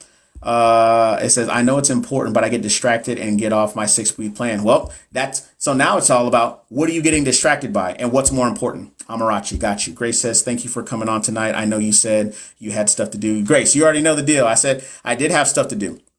I had to go do some family stuff, because, sometimes it's cool to take a break, but we always put in that work. Hashtag no days off. And I mean, we do have days off around here, right? But you gotta put in the work. Win says hashtag keeping it real. Win, I'm all about it. Win, I don't know if I've ever seen you in here before. I think this may be your first time, or you maybe have been a lurker. But I usually am really good on remembering people's names, so I keep it real all the time, man. That's what I do. First time, if you like being here, man, you already know the deal. Just follow, and you already know what's up, Mr. Clean. What's up? What's up? Studying for the T's in April for the LPN entrance exam. College. Shout out to you, Ray. Really good book for that. I don't know if you know, I've already told people it's the Mometrics book. I'm actually going to start linking that book up in my bio. So that way I'm going to be like, hey, just go to my bio. I have it linked. Makes it easy so you can go straight there. Okay. So I'll check that out as well. But shout out to all 48 of you guys here rocking with me. We've already been on for like an hour. You guys have asked some great questions. Of course, usually I have like 400, 500, 600 people up in here when I'm doing questions, but don't nobody want to see my face right now. They just want the questions. So, but what other questions do you guys have? Shout out to y'all for getting me to almost 9,000 likes. So I appreciate that. I want to know if you're new here, who you are, where you're from, where you're at in your nursing journey. What questions do you have? Former CLPN, passed my RN boards in January. Glad you are doing this to help out students. Mr. Clean, I do this Monday, Wednesday, Friday, and I've been doing this, I think since, if I remember right, since like March or April. So, and I thoroughly enjoy doing this. I really, really do. It says, just graduated my BSN a week ago, and I'm ready to start studying for my NCLEX. That's what I'm talking about, Edith. My phone and mind starts running. Is my distraction, as well as I'm a retester. So anxiety, confidence. Okay. So first thing I'm going to tell you is, if you have kids or anything like that, this is why a study schedule and a time management schedule is important. This is why it's important, because I tell you right now, that phone need to go away. And I mean, you need to have set time. I'm a very regimented guy. I'm very regimented. So when I said I was going to start studying at 4:00, I let it be known. Don't nobody come to me. My phone's going to be off, or my phone's going to be in another room. I'm not going to be available from these times to these times. This is what I'm doing. So you need, and I rarely tell people what they need to do, but that phone needs to go away. All right. You want to know why? Because that phone is a distraction. Because first thing you're going to do is you're going to pick it up, see who's texting you, going on TikTok for no reason, getting sucked into a wormhole, because that's what happens to all of us. Just all that stuff. All right. So you have to start to trim. It's called trimming the fat. That's what you have to do. And you got to do time management. I bet you right now, if I was a fly on the wall, I could literally mark every hour on the hour on what you do. And I could cut out half of its bullshit. I can cut out half of it, and I could be like, all right, here we go. That's what I already know. I do it for people on the regular, because I do coaching, mentoring for NCLEX and for, I mean, pretty much for anybody, but specifically for NCLEX. And I know that because I've taken people's stuff and I'm like, what is this? They were like, oh, that's where I do that. I was just like, do you need to do that? And you're like, no. Okay, well, it's gone. There you go. Now you have an hour. Now you have an hour back to studying. And by studying, I don't mean just sitting there doing questions and answers, but it could be content, or it could be you sitting there, going through your rationales. We all have the same 24 hours in a day, and I know people are just like that. I'm tired of hearing it, but it's the truth. However you decide you want to allocate your time is up to you, unless you have kids, because then you have to work around them. So, Mr. Clean says my wife was basically a single mom during school. Could not have done it without her. Yeah. My wife was the fly on the wall for me. She would make sure I did what I was supposed to do. And look at that. And now you do your thing. 90% is BS, honestly. But yes, I put a test date for beginning of February. Cool. So I'm working on these next 6 weeks. And here's the thing. I personally like writing it down. So I actually print out, well, you guys can't see, but it's like right here. But I print out a calendar. No, it's on this other side. But I print out a calendar. And I actually write in it every single day. Like I'd write it out and I put it up there, because that me actually physically writing into a calendar, that holds me accountable, because can't nobody say anything about me not doing something. I could be like, man, I can't believe I didn't do that. And they'd be like, why? You did it. You wrote it down. You said you were going to do it. And if it doesn't get done, the only person I can blame is me. You can put scheduling stuff in your phone and all that other good stuff. But when you write it down, there's something you had to physically do that. You see what I'm saying? So even though you're going to be studying the next 6 weeks, you want to study effectively. You want to study effectively. Hey, if you guys appreciate what I'm dropping, give me the 10,000 likes. I only need like 700 more, y'all. What y'all doing? So I'm just saying. And for Mr. Clean, you can definitely agree with this, to where it's just like, if it wasn't for your wife showing you where you weren't managing your time effectively, and you're just like, yeah. And then you accepted that for what it was, because you can't see what you were doing. She was just like, hey, no, you don't need to be doing X, Y, and Z. You need to be doing this. Because remember, you studying for the NCLEX is temporary. It's a temporary, discomfort to set you up for something permanently. All right. Crystal from New Jersey, and finished prerequisites now. Too nervous to take my T's. Then I guess you don't want to be a nurse then, huh? So you did all those damn prerequisites, all of them, just for you to tell me that you're too nervous to take the T's? I don't even know like what that even means. All right, Crystal, now I'm fixated on you. What does that even mean, before I even go any further?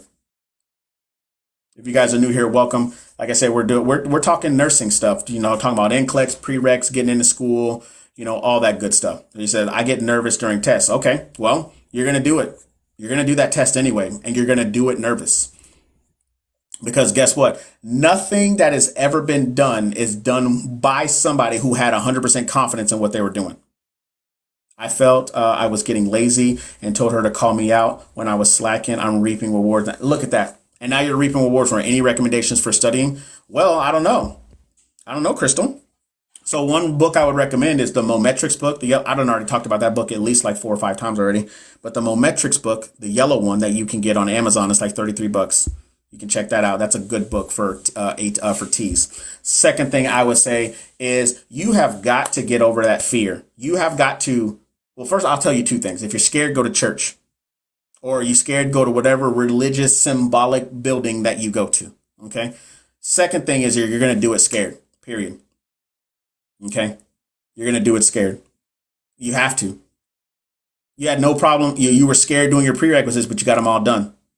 You're going to be scared. If you want to be scared, trust and believe me, an entrance exam is the one thing that you don't want to be scared of.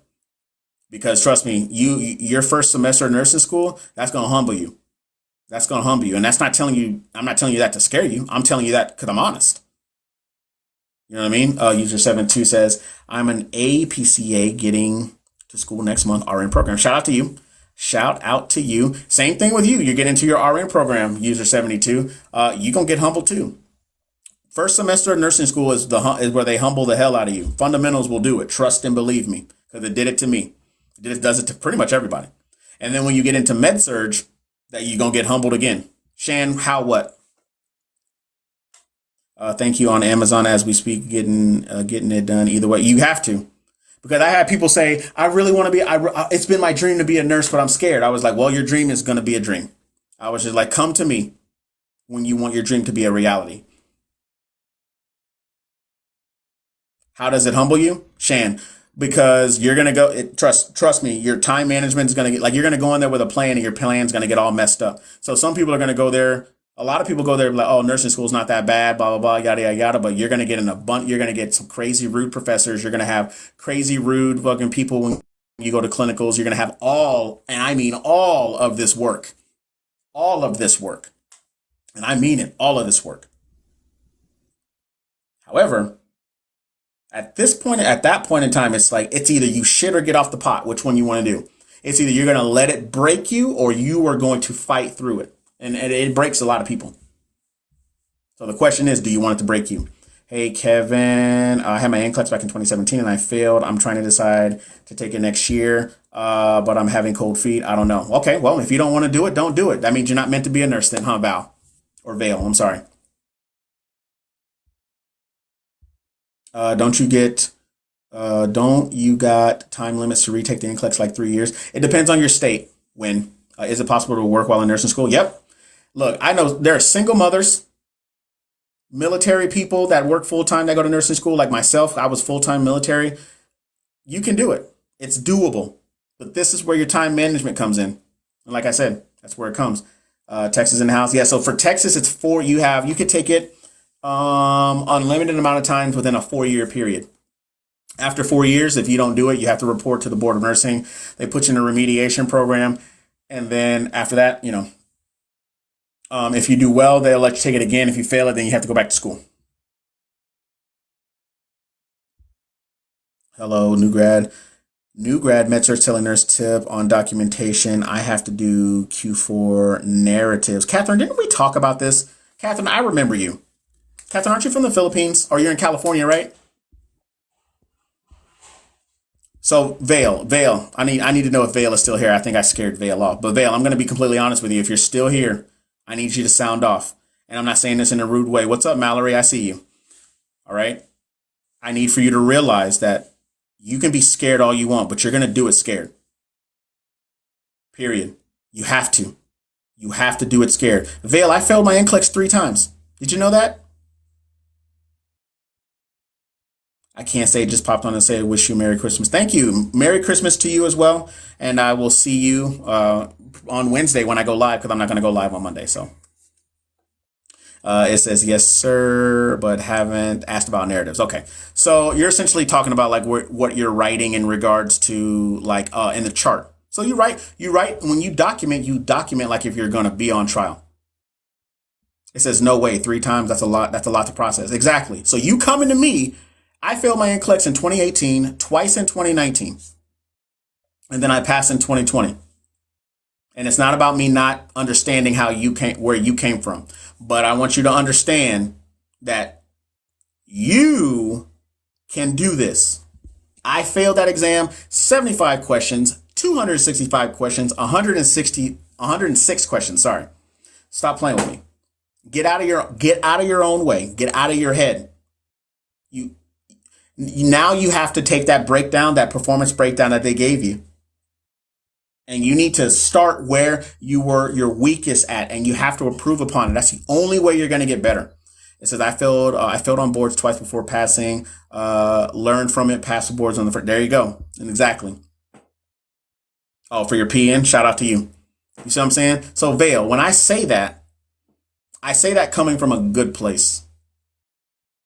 Like I really, really do. I say it coming from a good place. And it is a lot to process, because on the 3rd time I was like, fuck it, I'm not trying to do this no more. But it was like the clouds opened up and then somebody came into my life, aka a mentor, who took me under his wing and told me in very explicit words that I wasn't doing something right. And he told me essentially to fix myself. And I did. And I fixed myself with his guidance. Hence why I do this here on TikTok for all of y'all. Hence why I do one-on-one coaching for those that want to do this on a private basis. Like sometimes that's what's needed. You know, you failed in 2017. I get it. Now it's a whole different test. Well, same content, maybe with a little bit of nuances, but now the formats for the test has kind of changed a little bit.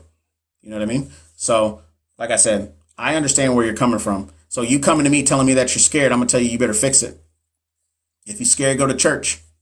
Or better yet, you're gonna do it scared anyway. You're gonna get off your beach. You're either gonna stay on that beach and let the enemy shoot you down on the beach, or you're gonna look them dead in their face and you're just gonna run to get out of the line of fire. Which one you want? You want to live? You want to stay there with guaranteed failure, or you want a possibility of living? I'm gonna take that second one. What did you study to prepare for NCLEX? Did you change study resources after you failed? I used multiple resources.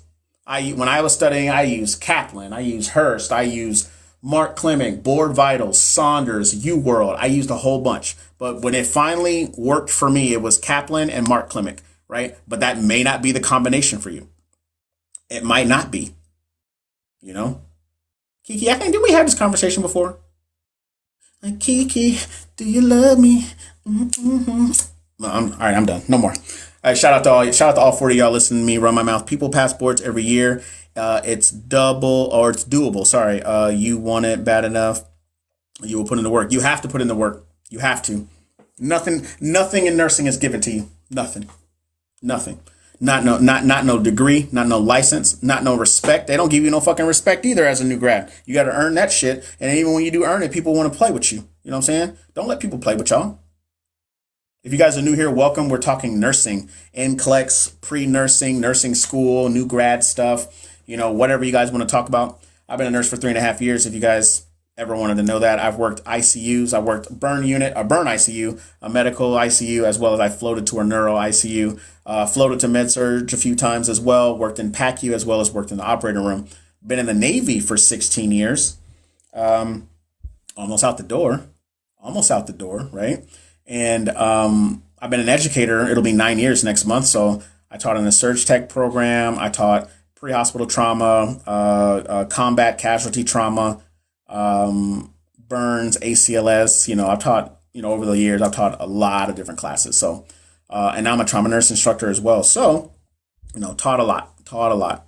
I keep getting borderline on NCLEX CAT exams. What do I do? I mean, you can't just come to me and tell me that you're just getting borderline on your CAT exams. I need more information than that, Sarah. You can't, like, some people are just like, hey, I got a flat tire. What do I do? I don't know. Fucking change it or call fix a flat or whatever. You know what I'm saying? Like, you got to give me some more content. You got to give me more context than that. Like, what are your other quizzes looking like? Like, you're just telling me about cats, but what do your quizzes look like? How many quizzes have you taken? Have you studied content? What's your study schedule look like? Like, you got to give me more than that. You got to give me more than that. I do med-surg ER. Oh, you're doing med-surg ER right now? Okay. Do you know if Archer is okay? I got Kaplan too. So I have Kaplan. I love Kaplan, but I don't know which Kaplan do you have. Which Kaplan do you have? Do you have the big one where it has the content, like phases 1, 2, and 3, and then it has the NCLEX channel, and then it has the questions and stuff? Or do you just have a Kaplan Q bank? That's why I'm asking that. Archer, which one do you have? Do you just have their test bank, or do you have their whole review? Because they have different ones that they offer as well. So, also, if anybody is interested, I have a whole bunch of stuff that I offer. I got a freebie that's in here, a 42-page like free ebook that's up here, as well as I have another ebook. It's like 700 pages. You guys can check out as well. 7-day NCLEX course, as well as if you want to do coaching and tutoring, I offer those as well on a one-on-one basis. Kev, one question: how many months do I need to prepare before I take the exam? So I'll be completely honest. You don't need, if you study effectively every day to every other day. I'm sorry, if you study effectively every day, you could actually be well prepared within 30 to 45 days, but nothing longer than 90 days. Because if you're studying longer than 90 days, you are doing something wrong. And I'm not saying that to be funny, I'm being honest. The one that was 400 something in Archer whole thing. What do you mean? So you had both, Sarah? You had both Archer and UWorld, or Archer and Kaplan? You don't need both. Is the new NCLEX easier than the old one? I don't know. To me, it is. But have you taken the old one? So that's my question. To me, I think it is, but then this is me. This is 3.5 years. This is 3.5 years of nursing and coaching and mentoring and me creating a course. So like when I look at NCLEX questions every single day. So I think that it's easier because it gives you more. Like it gives you more. Like those case studies, people are just like, I hate the case studies. I'm like, I don't, because they give you all the information you could ever need. They tell you about the health and history. There's no guessing. They give you all the info. And at that point, you need to know how to analyze what they're asking you and apply it and to make a clinical judgment. They give you everything. Versus like when I had to do it, it was all fucking multiple choice, select all that, apply. And I'm just like, shit, what is it? Come on now. Come on.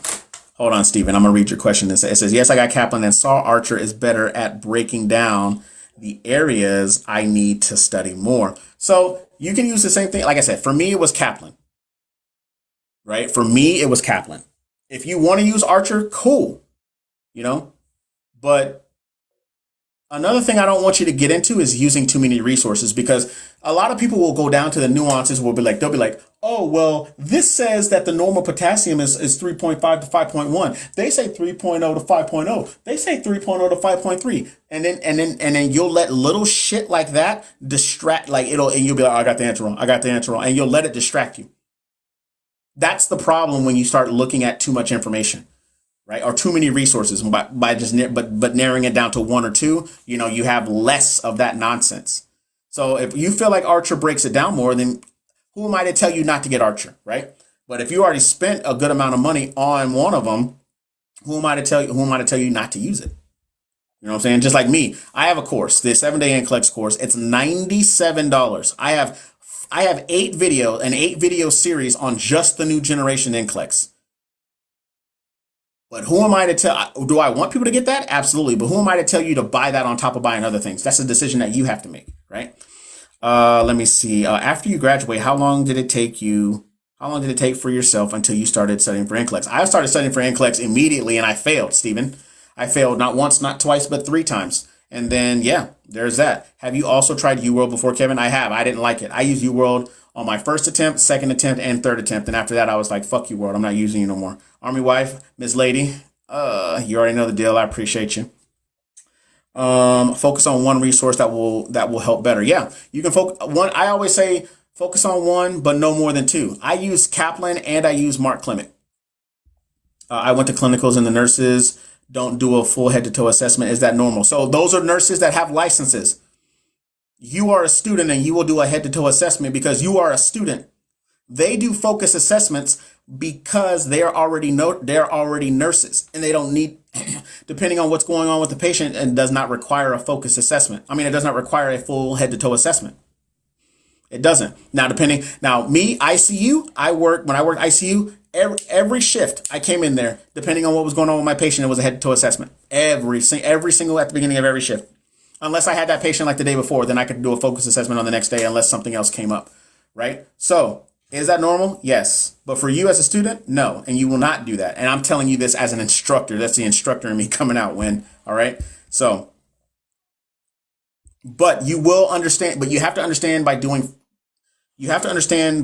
head to toe assessments. You have to understand that process before you can start doing focus, because then we don't want you focusing on the wrong thing. Do you have any programs for HESI milestone? No, I don't have anything specifically for HESI milestone. I only have stuff for NCLEX. However, people have purchased my program that have helped them with HESI, exit HESIs and exit ATIs. You already know. Yes, ma'am. Kiki, that's what I thought. Hold on. Who said that? It says, you could have been doing a focus assessment. You could have been. However, depending on, I don't know how your preceptors were when you were in school, but our preceptors were like, you will do a head to toe assessment on every single patient. And then when I got to like my last semester of school, that's when they were just like, okay, now we can focus on doing, what's the word I'm looking for? Focus assessment, because focus assessments are a part of your time management, right? Because I can go in there and walk and I can ask a question. Hey, sir, my name is Kevin. I'm going to be your nurse. Is there anything I can get you? And they're just like, no, I think I'm okay. Right off the bat, airway, breathing, circulation, Gucci. He's talking to me. He's breathing. I see he ain't got no issues with his skin, like all that stuff right there, right off the bat, within the span of like 10 seconds, I already know that most of my assessment's already taken care of. And then I focus on what they are there for. So do they have a surgery? All right, cool. I'm going to go to their abdomen, or I'm going to go to their legs, or I'm going to go to their head, or I'm going to go to their arms, and I'm going to focus on those areas, right? And then I still ask them the questions like, hey, like what brought you here, blah, blah, blah, blah, blah. By you continuously asking the questions, you know that they're A&O times 4. Like you start to kind of pick up, and they're not really little tricks. I guess you can call them little shortcuts, but it's still correct, if that makes sense. And your nurse, whenever you're in clinicals, that's probably what they're doing, and you don't realize it. Okay, so that's a good question though. So shout out to you for asking that question. But what other questions do you guys have? How the heck do you count respirations if they're fidgety? Dementia. You try to get as accurate as you possibly can, to be honest. You got to try to get as accurately as you possibly can. People on average, as long as their respirations are below 20 and above 12, you really don't have anything to worry about. Now, that's why it's important when you're doing your airway. Now, if I see my patient, I'm like, hey, sir, how are you doing? They're just like, I'm okay. Nope. Now I'm focusing on that. And so now I'm really about to really be like, okay, he's breathing, he's having labor breathing, he's abdominal breathing. Okay, now let me look. Hey, are you okay? So on and so, you see what I'm saying? Like, that's how you know. Like, I'm telling you, like, it's going to get to the point where you're going to start hearing shit. And what? I'm trying to tell you, you're going to hear somebody breathe like, ah! You're going to be like, what the fuck? Like, I worked in PACU. And when I heard like, ah! I'm telling you, when I tell you everybody's head turns to like, where the fuck did that come from? Oh, that's exactly how it's going to be. Exactly how it's going to be. So it comes with time. And you'll get there. All right. What other questions do you guys have? I'm going to hang out for a few more minutes and I'm going to go ahead and get off here. Appreciate everybody that got me to 10,000 likes.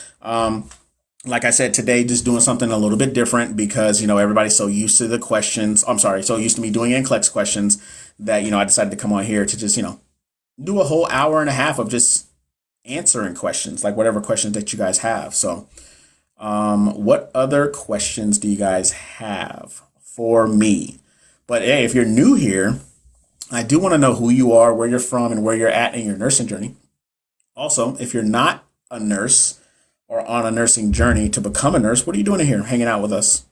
What are you doing here? I usually I wanted to try to put on some music, but every one of these videos will end up going up on YouTube. And one time I played Nuck If You Buck and I got copyrighted. So I can't play no music. Nursing similar to rad tech? Are you asking me, is nursing similar to being a radiology tech? No, unless you work like in the cath lab. But yeah, two different things that they do for sure.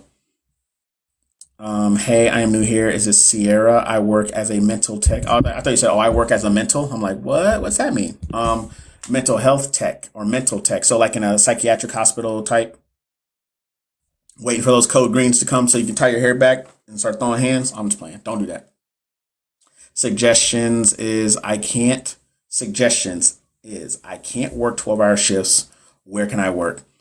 You can work. I mean, they have places where you can work 10-hour shifts or you can work 8-hour shifts. You can work in clinics. There's a bunch of other places. Let me see. CC said, I'm be ready to fight. Miracle says, I'm new here from Oklahoma. I started nursing school in February. Shout out to you, Miracle. I mean, first of all, you live in Oklahoma, so gross. Because I live in Texas. You know what I'm saying? Don't you dare say nothing smart either. Don't you do it. You hear me? But so it says, what do you think is the hardest part of the NCLEX? Pharmacology.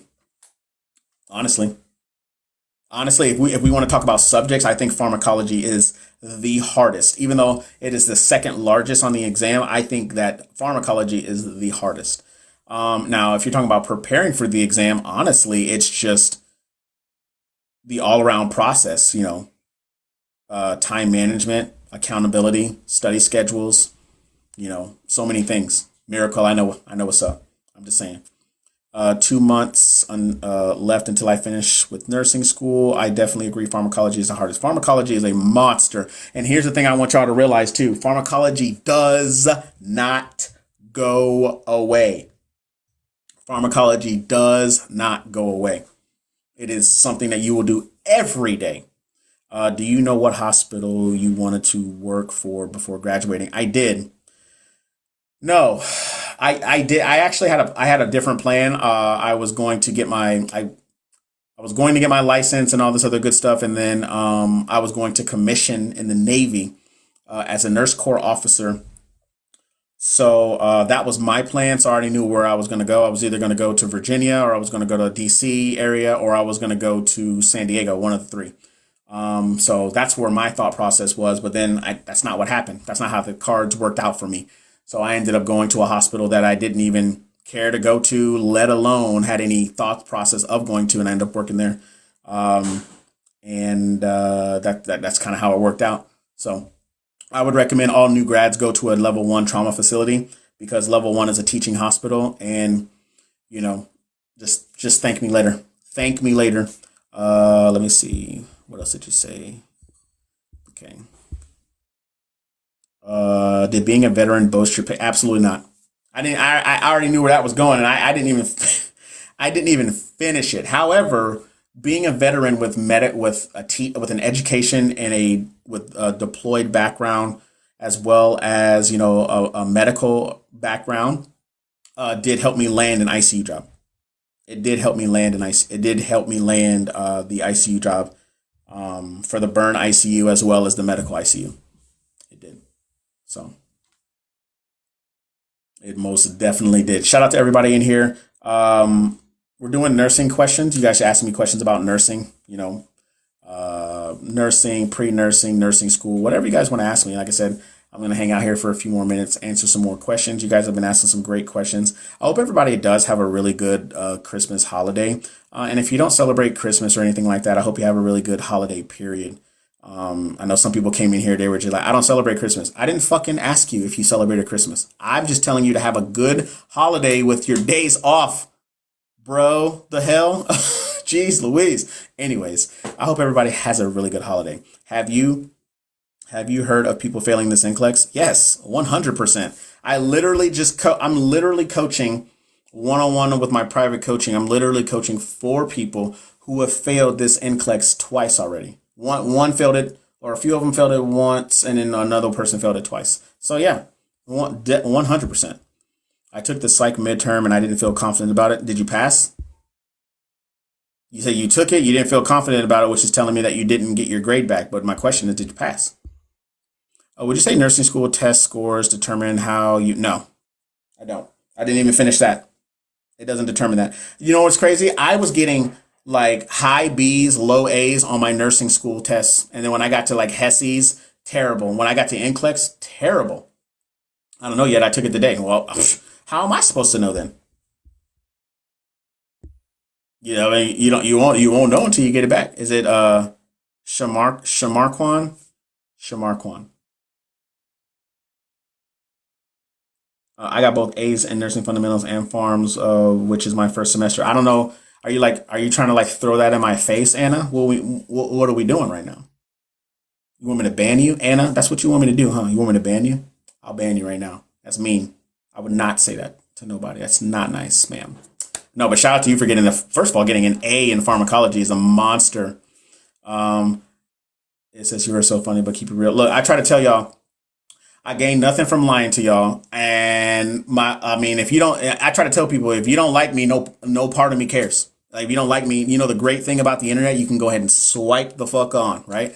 But I'm keeping it real. So if you find me funny, I appreciate you. If you give me good vibes, I give you good vibes. Like, I like everybody until I don't, until you give me a reason not to.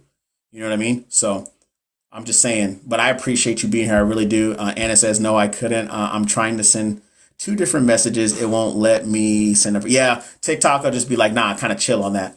I want to say you inspire me to keep going. And I appreciate that. I was just messing with you. I wasn't going to ban you unless you gave me a reason. And then I will. But don't you ever give me a reason though. You know what I'm saying? No, you're good, Anna. And I'm glad that I'm glad I give you guys some type of motivation. I'm working on some really good things that are going to be coming down the pipe in the next couple of months. Mostly so I want to still do TikTok, but I want to get off of TikTok, and I want people that are serious about, getting through nursing school, getting through NCLEX, and building on their nursing career, and not just traditional nursing, but just all aspects of nursing. So I'm going to be working on that, some type of a better, like group setting. We can call it a vibe setting. You know what I mean? So I'm working on that stuff, and I appreciate everybody that's here, because I want people that want to be there for sure. So I'm going to be working on that. So while we're taking these breaks, just know we still put in work. Even though we do need to take these breaks. I just want to say, okay, I get C's, and I try so hard. Nursing school is hard, but I can tell you right now, if I was your patient, and if you're a good nurse, I'm never going to ask you, what did you get in pharmacology, Shamar Kwan? I'm going to ask you about, because I'm a nurse, I'm just going to ask you, like, hey, what are you doing? You know what I'm saying? But what I was going to say was I was super nervous about my confidence of progressing. I'm super nervous about my confidence of progressing. So you're scared of progressing? That's a first. Where will you be going? YouTube? No, I'll be going off. I'll be going off of TikTok, but I'll still be on TikTok doing the same thing I do. But if you want more stuff, then it's going to be through my website. I actually already have, stuff on my YouTube. You guys can check that out as well. Anna, what do you mean though? Like, you're nervous about your confidence in progressing? I passed my NCLEX. Did you just call me bruh? Is it Shalina? Did you just call me bruh? Or I'm guessing you meant to call me bruh. One bag chick. Yeah. You are very welcome. But of course, I'll be letting people, hey, if you guys aren't a part of my email list, the best way to become a part of that email list is to go get that freebie that I sent you, because I'll be sending out email blasts to all those people that are part of the email list. Those are the people that will be getting the stuff first. So, but Shalina, you passed your NCLEX? I need to make sure I heard you right. I need for you to tell me, yes, Kevin, I passed my NCLEX, because then I'm about to go crazy and tell everybody that's in here to give you all the love in the world for passing your exam.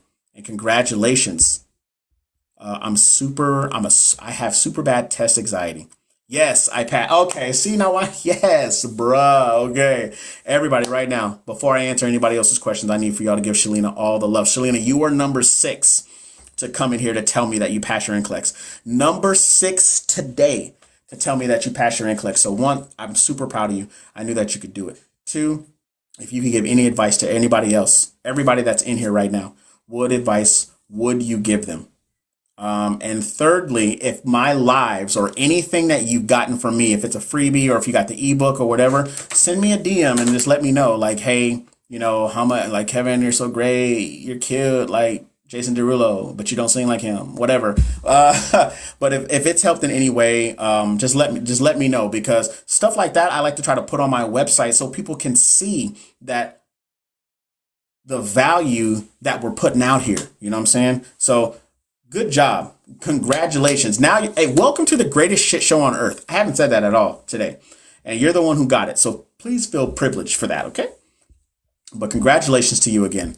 Anna says, I have super bad test anxiety. I had to take my first semester twice due to throwing up before a test. Anna. I would say that is a first. Let me think on that. Hufflepuff person. First of all, disgusting. That's number 1. We don't Hufflepuff gang over here. It's Slytherin gang all day, every day. Play with me if you want to. You know what I'm saying? I'm just playing. Like, if she's already getting C's and the course is getting harder. What do you mean? Yeah, I passed. Congratulations. All right, Anna. So here's what I would say to you is, in order to get through that test anxiety, you need to put yourself through practices.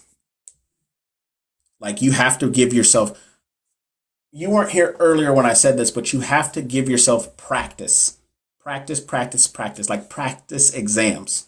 You have to recreate the testing center. Put yourself in the shoes as if you were already in the testing center. But all it is just practice. It's right. You're in your home, in your office, the kitchen, outside, wherever you are, where it's quiet, where you can recreate the testing center. And you practice to what that looks like. And you do it over and over and over. The way to beat the anxiety is to confront that anxiety. Now, if your anxiety is too extreme to the point to where you can't do that, you may need to get something. You may need to go talk to your provider about that. I've heard taking beta blockers before a test will help with anxiety, but it doesn't sound right to me.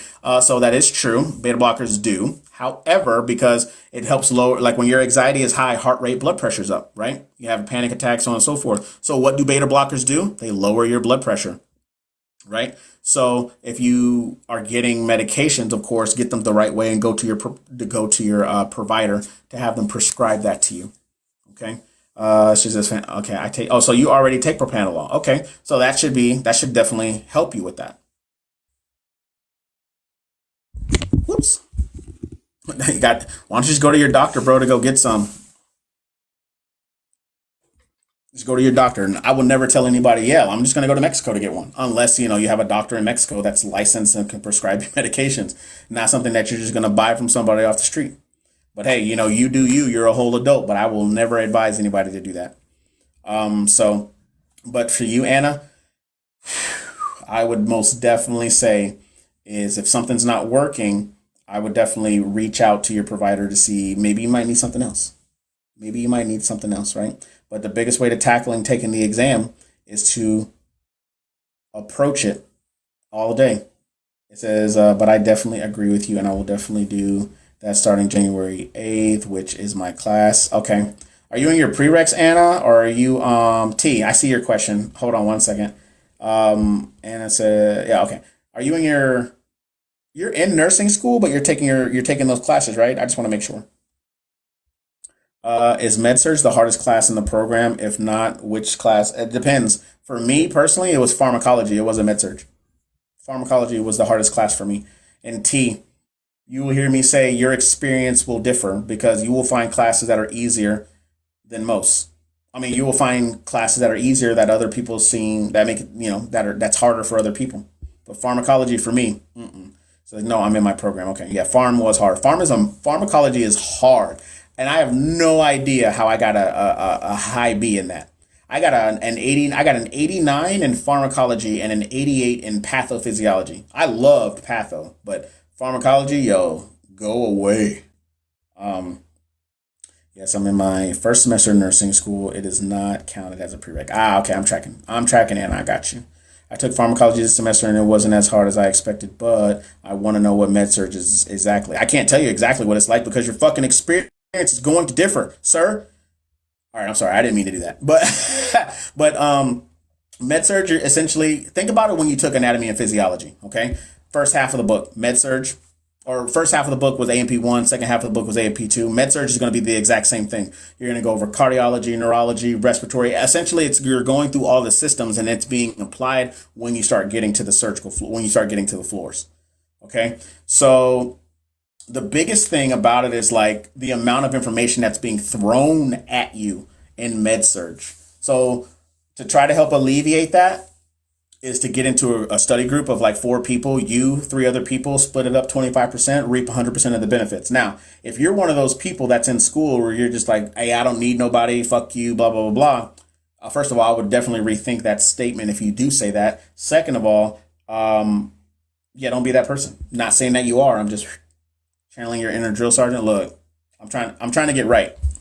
I'm trying to get right. I have no idea how I got an A, but I prayed when I saw. Oh, you praised when you saw. I bet you did. It says psych was hard for me. Pharmacology and patho were a breeze for me. Yeah, pharmacology was crazy. Psych easy. Patho easy, but pharmacology was not. What tips to study for pharm for NCLEX?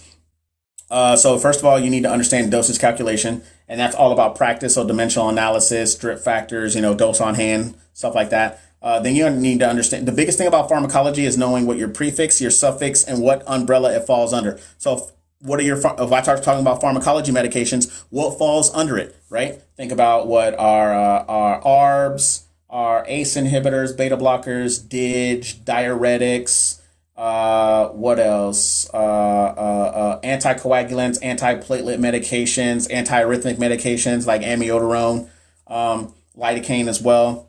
So you got to think about those, and then you also need to think about what are the safety implications, right?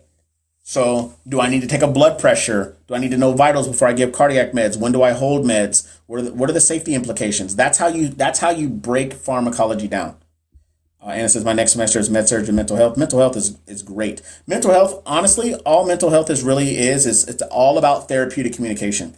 Helped me to already have a degree or have degree in biology. That helped you. Amber says, I missed it. I'm at work. No, Amber, you didn't. Wait, you didn't miss nothing. We didn't do any questions today. I'm a little nervous about starting clinicals in February. Any advice? You're going to be nervous, and that's okay, T.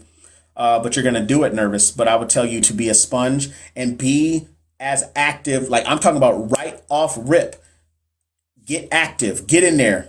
Like if your preceptor needs you to do something, you just tell them, hey, I'm here to learn. I'm here for you to teach me. I want to be a sponge. I want you to and do it. Get as active. The more active you are, the more your preceptors are going to be like, oh, okay, cool. Okay, cool. That way so you kind of start to build a rapport with them, and that's what you want. Because when you start going through clinicals again, you're gonna be like, hey, it's so and so here. I want to go with them, and then they'll be more willing to work with you, and then be more willing to teach you. Okay, I studied drip factors and IV conversions. Didn't have one medical. Yep, but the thing again, you have to study as if you're gonna have them, and also you still need to know IV conversions and drip rates or drip factors because when you do start working on the floor, there's some hospitals are better than others and won't have the things that you think that they'll have. Sylvia says, going into my third semester, having a group is so helpful. Definitely recommend it. Yep. Do you wear a combination of good shoes and compression socks while working? So I actually bought a pair of shoes, and I'm not sponsored by them yet. However, they are sending me a pair of shoes. It is Snibs. So it's SNIBB, B as in Bravo, and then S. So Snibs, made by an orthopedic surgeon. And I have flat, like Flintstone feet. And when I tell you the first time I slipped my feet into these, it was just like, it's like walking on clouds. Pause. But y'all know what I'm talking about. Don't be weird. Okay. But those shoes were amazing. Now, if you have high arches, they have other ones that are out there. They got like Balas. They got Crocs because everybody and their fucking mom wants to wear Crocs, or Hokas. Hokas are overly fucking expensive, and I would not recommend them, but you do you. Then you got Danskos, which are the Holland clog ones. Those are the ankle breakers. If you want to think you're bougie and shit, go ahead and buy you some, but whatever. There's a whole bunch of them out there. But you don't need the compression socks. However, it's not a bad combination, but you definitely need a good pair of shoes. I really did second guess myself. Don't second guess yourself. I have OR rotation next semester. I think that you might like that, Anna. Very nervous, but kind of excited. So, like I said, I worked in the OR. I loved having nursing students.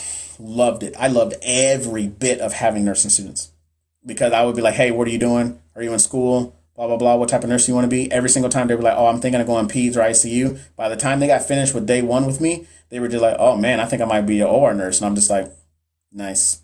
But then again, it all just depends. It really just depends on you. Because a preceptor, I promise you, can make or break somebody. Do you think they should have night shift clinicals? If you need to get clinicals in, why not? I work in PACU as a PCT. I worked in PACU as a nurse, and I loved it. I loved it. We had a patient care tech that was in PACU, and she had been there for a number of years, and you couldn't really tell her nothing. She'd look at you like she's like you're crazy. I'm just like, okay, bitch. I'm just asking for you to grab me the ET tube. You know which one it is. Get out. Anyways, but yeah, I love it. I love learning about surgeries and different stuff. Yeah, I think that you would like it for sure. But yeah, Grace, I would definitely, if they offer night clinicals, there's nothing different from night clinicals than there are from day clinicals, except that during the day, you don't have all the people there. Like the docs aren't there. They have residents depending on where you are, but the docs aren't there. Nobody has PT, nobody has anything. I've been to night clinicals one time and I was just like, what is happening here?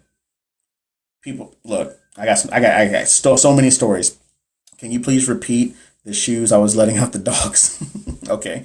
So here, better yet, on my YouTube channel, my YouTube channel is The Boot Nurse. So The Boot Nurse right there, right? So I did a video talking about the top 10 shoes or the top 10 best nursing shoes. And those are essentially the ones that I just named. Danceco, Bala, Hoka, Crocs, Snibs, and there was a couple of other ones that were on there. So go over there, everybody, if you get the chance. This is, I think, Win. I think you're the one who asked me that question.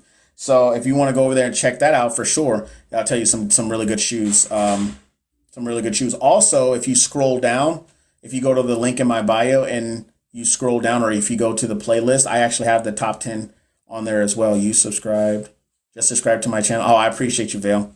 I have a year left. So you have oh yeah, you do have a year left. It says, I've been thinking about doing the residency program at the hospital, just not 100% sure. It just depends. Nursemates is good for nursing shoes. Yep, Nursemates is on there. I talked about them as well. Anna says, okay, so what type of residency do you want to go? And of course, you already know what comes with that residency, right? Is that 2-year contract. I don't know who is governing your hospital. I don't know if it's HCA or Advent Health or whatever, University Health or whatever. Just be mindful of that. Be mindful of that. They try to lock you into a 2-year contract and then they try to tell you to pay. Novant. Okay. So you already know they try to lock you in. They'll try to lock you into a 2-year contract. And then if you break that contract, they'll be like, hey, you owe us money. But here's the thing. And here's something that they're gonna offer you. This goes for all 40 of y'all that are in here listening to me. And if you're not a nurse yet, if you don't plan on staying at a hospital as a resident, like let's just say you get 6 to 8 months of experience and you want to leave, if you take the bonus that they give you, you have to pay it back. So you could very well be into a contract with them to work there for 2 years. But if you break that contract, you owe them no money. Now, if they gave you like $10,000, $20,000, which these places are known to do to get new grads in there, and if you leave after a year, because let's just say you have a toxic work environment or you're getting bullied or, whatever, for whatever reason, then you owe them that money. You owe them that money for sure. So just be aware of that. Just be aware of that. What's the name of your YouTube channel? Miss Parker. It is The Boot Nurse. And then you'll see that same picture that you guys see up here on my bio. It'll be the same picture that's there. Dang, I did not know that. Yeah, you really need to read the fine print. Ape says, what do you think about becoming an LPN versus an RN? Do it. Win, I appreciate you. Says, what do you think about becoming? Yeah, Ape. I think that here's the thing. Your entry is your entry. If you want to be LPN or if you want, I know plenty of people that have been LPNs for a very long time and that are very successful, right? I know people that are RNs that are very successful. You do you. Whatever your pockets allow for you to do. So if you want to do LPN and do that for a couple of years and then you eventually want to go RN, do you. And don't let no motherfucker around here try to make you feel bad about it. Because that's exactly what people do. They'll be like, you're just an LPN. Hey, how about you just get out of my face? Everybody got stuff going on. So if you want to do LPN, do that. You can always go and be an RN. You know what I mean? So have you had any experience of being a flight nurse? I've been looking into that. So I was never a flight nurse. I did want to do flight when I was working in ICU, but then I realized that doing the ICU was just like it was a lifelong dream for a previous life that I had, and it wasn't something that I had passion anymore. Miss Barbara, how are you? Merry Christmas. If you guys don't know Miss Barbara has been a nurse for a very long time. I'm not going to say how. She can tell you all she wants. But this woman is a plethora of knowledge. She always jumps on here and gives such great advice. So I appreciate you jumping in here. And once again, Merry Christmas to you. But Anna, I did flight when I was on deployment, but as a corpsman and a surge tech, and but not as a nurse. Flight nursing, they require you to have at least like anywhere like 3 to 5 years of ICU experience before they will even look to hire you.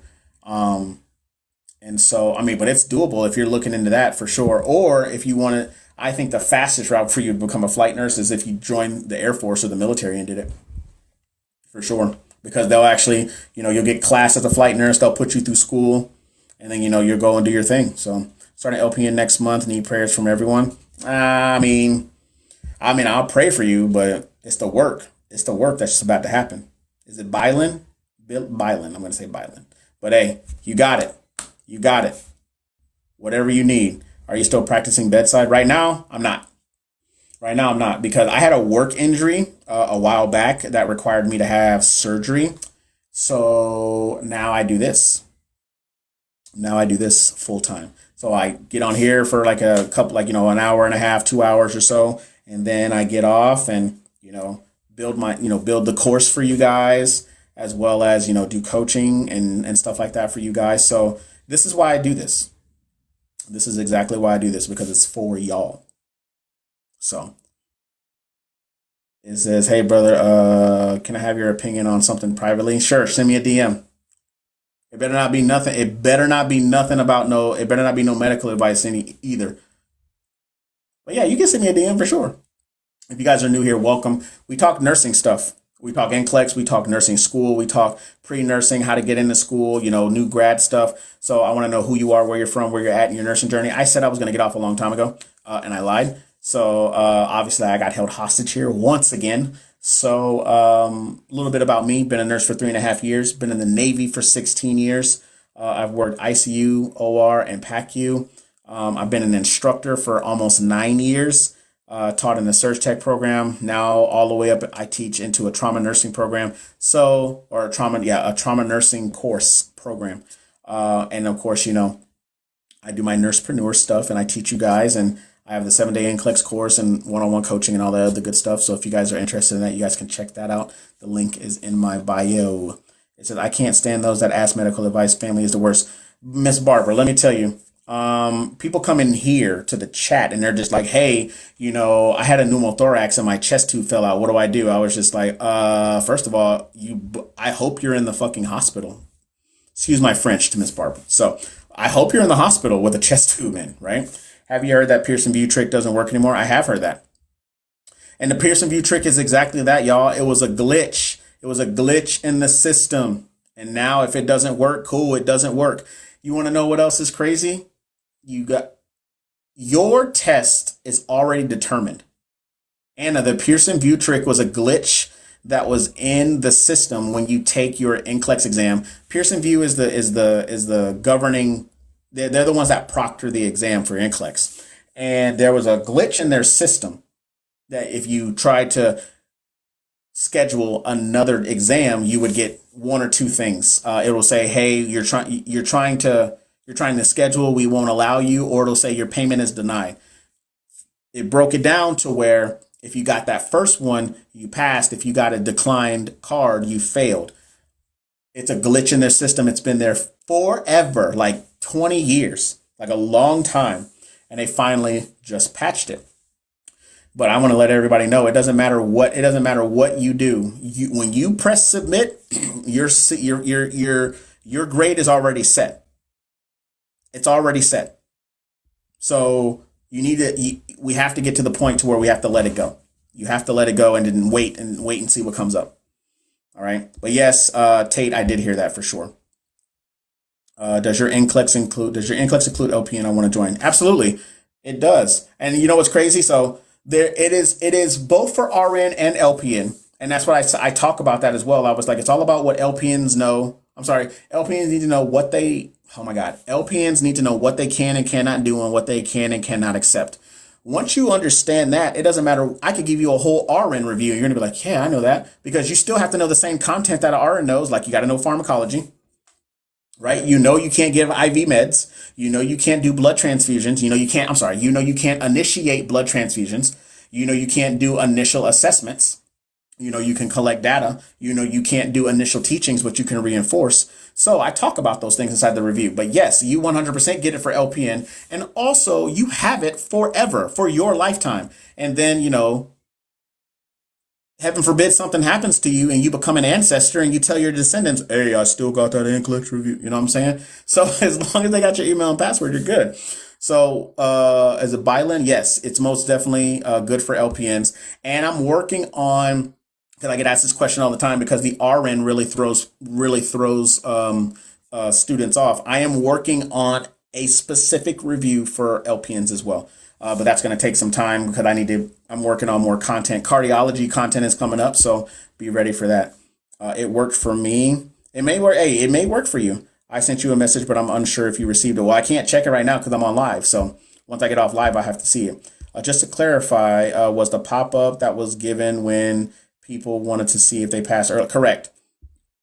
You are unable to process a request. Yep, I've seen it on Facebook before. Yep, I actually have a whole. If you go to my YouTube channel, I actually did the Pearson View trick. I think that's my most highest viewed. Right, Kevin has depth, and I have enjoyed listening to him get his review. Miss Barbara, you are too kind. I appreciate you. It's the new good pop up. What? Once again, you create all unwanted and unneeded and continuous anxiety to yourself because you don't see a license and you don't see the word pass. So that's why I tell people, hey, if you really want to see what the Pearson View trick looks like, fine, I did it for you, whatever. I was like, but the only way that you're going to know, the only way that you're 100% going to know is when your license posts. I've had people get the good pop-up. I've literally had people message me and tell me, you did it wrong. I got the good pop-up and I failed. I was like, no. I was like, I flat out tell you that you do this at your own risk. And I mostly tell people to not do it because all it does is add unwanted anxiety, right? So, I mean, it may be rare, but it's not 100%. So unless somebody can tell me it's 100% that the trick works, then it's not official. It's not official. Even if you feel like it eases, because I'm telling you, I've had so many people say I've got the good pop up and I fail. And I'm telling you this from a coaching aspect, like from when I coach people one-on-one. So yes, nothing is 100%. When I did the Pearson View trick, my first time I got the good pop up on the first time, and then I failed miserably. Second time I got the bad pop up. Third time I got the bad pop up, and I failed all those times. The fourth time I didn't do it at all. I was like, fuck that, I'm not doing it. And then I went on to the Board of Nursing, and there it was. Is the new NCLEX mainly based off patient education? My instructors have a lot of that on my exam. The new generation NCLEX is about case studies, and it's all about how the information is delivered to you. So they give you all the information as if you were on the floor. So you have you're doing like a patient intake, like they came in, so on and so forth, right? And you have the patient history, you have their vital signs, medication history, surgical history, family history, all that stuff. And then they give you a question based off of what's there. What are the 4 most important things out of the passage? And you got to determine which one they are. And then it'll go on to a next question, which continues from the information that you already wrote, or for the information that's already there. And then you'll go to the next question, and then they'll add something. They were like, hey, now we have imaging. Now we have x-rays. And the x-rays determine that this patient has, fluid in the lungs. Okay, based off of this patient having fluid in the lungs, what are the anticipated orders that the doctor will put in for this patient? So this is where you utilize your critical thinking to apply it, to make a clinical judgment. That's what the NCLEX wants, Anna. That's what it wants. However, not sure what next semester consists of, right? I went to 150 today. I'm wrecked. This was my second attempt. Shout out to you, Tate. Shout out to you. I have no idea what the Pearson View pop-up is. Barbara, don't even worry about it, honestly. It says I had like 18 case studies. Yep. It says it's about select all that apply to. So with select all that apply, there's a ton of select all that apply. But the great thing about select all that apply now is that they're partial credit. But still, you don't want to go over there and be like, oh, yeah, if I get them, you don't want to get them wrong, obviously, right? You want to go in there and you want to put your best foot forward. What's up, Diamond? How are you? Have had friends fail NCLEX few times. They took the new gen and passed the first time. So, I mean, that's all about perspective. Like, I never took the new gen and I passed the old gen, right? But I wasn't going to wait, a whole, 3 years for a new gen to come out. You know what I mean? So take that for what you will. Yep, I got you. Do you have anything that I can start learning to understand more case studies? Yes, and I sure do. So if you go to the link in my bio, you can check out my NCLEX course. Once you buy it, once you have it, it's yours. It is yours forever. So you can go over there and check that out. I actually do a new generation NCLEX review to where we break down the questions, we go through rationales, we go through all kinds of stuff. And you can check that out as well. I have ATI. It's okay, but not my best friend. Yep, for sure. I have some case studies. Just scheduled my NCLEX today. Is it Abby? Shout out to you, Abby. Shout out to you, Abs. You got this, Abby. You got this. It says, why are you on? Wait. Hold on. Oh, wait. Just scheduled my NCLEX today. Okay. Oh, 31st. Okay, we're good. So she's not taking it today. I mean, obviously it's too late. So she scheduled it today. So, okay, I'm tracking. It's okay. It's okay, Barbara, that she's here. She's okay. Because usually I'll tell you if your NCLEX is tomorrow, you better not be here. Because you don't need to be doing anything. Barbara was ready to get after you because she knows how I get after people, as in like, what are you doing here if your NCLEX is tomorrow? So, but yeah, to answer your question, Anna, yes, that's what I have. I also have an ebook, and I have a free ebook that's on there as well. You can all those are in my bio. You can check those out. Good sleep help. Yes, you want to get good sleep the day before. Yes. I went to bed at like 8 o'clock, 9 o'clock the morning before. Is it Veeb Abbey or Veeb Abbey? Veeb Abbey. You take yours on the 28th. Okay, cool. On the 27th, I better not see you. You better be sitting at home decking the halls with balls of jolly. Follow out. Well, I guess that's gone. But you know what I'm talking about. Yeah, you don't need to be here on the 28th if we're doing TikTok live on the 28th. All right. So you got this. Keep pushing. That's for everybody that's on here. I literally said I was going to get off a long time ago, and y'all held me hostage. I'm going to stay on until 45, and then I'm going to get off. But if you guys are new here, welcome. We're talking NCLEX. We're talking nursing. We're talking, pre-nursing, nursing school, new grad stuff when you're working in the hospital or a clinic or whatever. So whatever question you guys have, hey, ask them. We only got 7 minutes left. I have also on my test, fill in the blank. Is that on NCLEX? So with fill in the blank, those are what we call our drop down, our closed type of questions. So those are essentially like your fill in the blank, where you kind of you don't write them in, but you surely do get to choose your answers. But they do also, the dosage calculation, which people don't realize, is that dosage calculation is also fill in the blank, because you have to fill it in. Okay, good, because they make us write them. Yep, for sure. As a matter of fact, I will show you what it looks like right now. If you want me to show you what it looks like, smash that like button. Give me thumbs up, some stars. Give me something. Show me something that you want me to show you what this NCLEX course looks like. That way you guys can see what I'm talking about. Let's see. Got a thumbs up. Cool. Got one thumbs up. All right. Let's see. Bring them down so you guys can see. Oh, only one thumbs up. I guess since I got one, you know what I'm saying? Is it Ava for Ava Young? All right, here we go. I'm gonna show you right now. All right, real quick. So this is what the inside of my course looks like. Okay.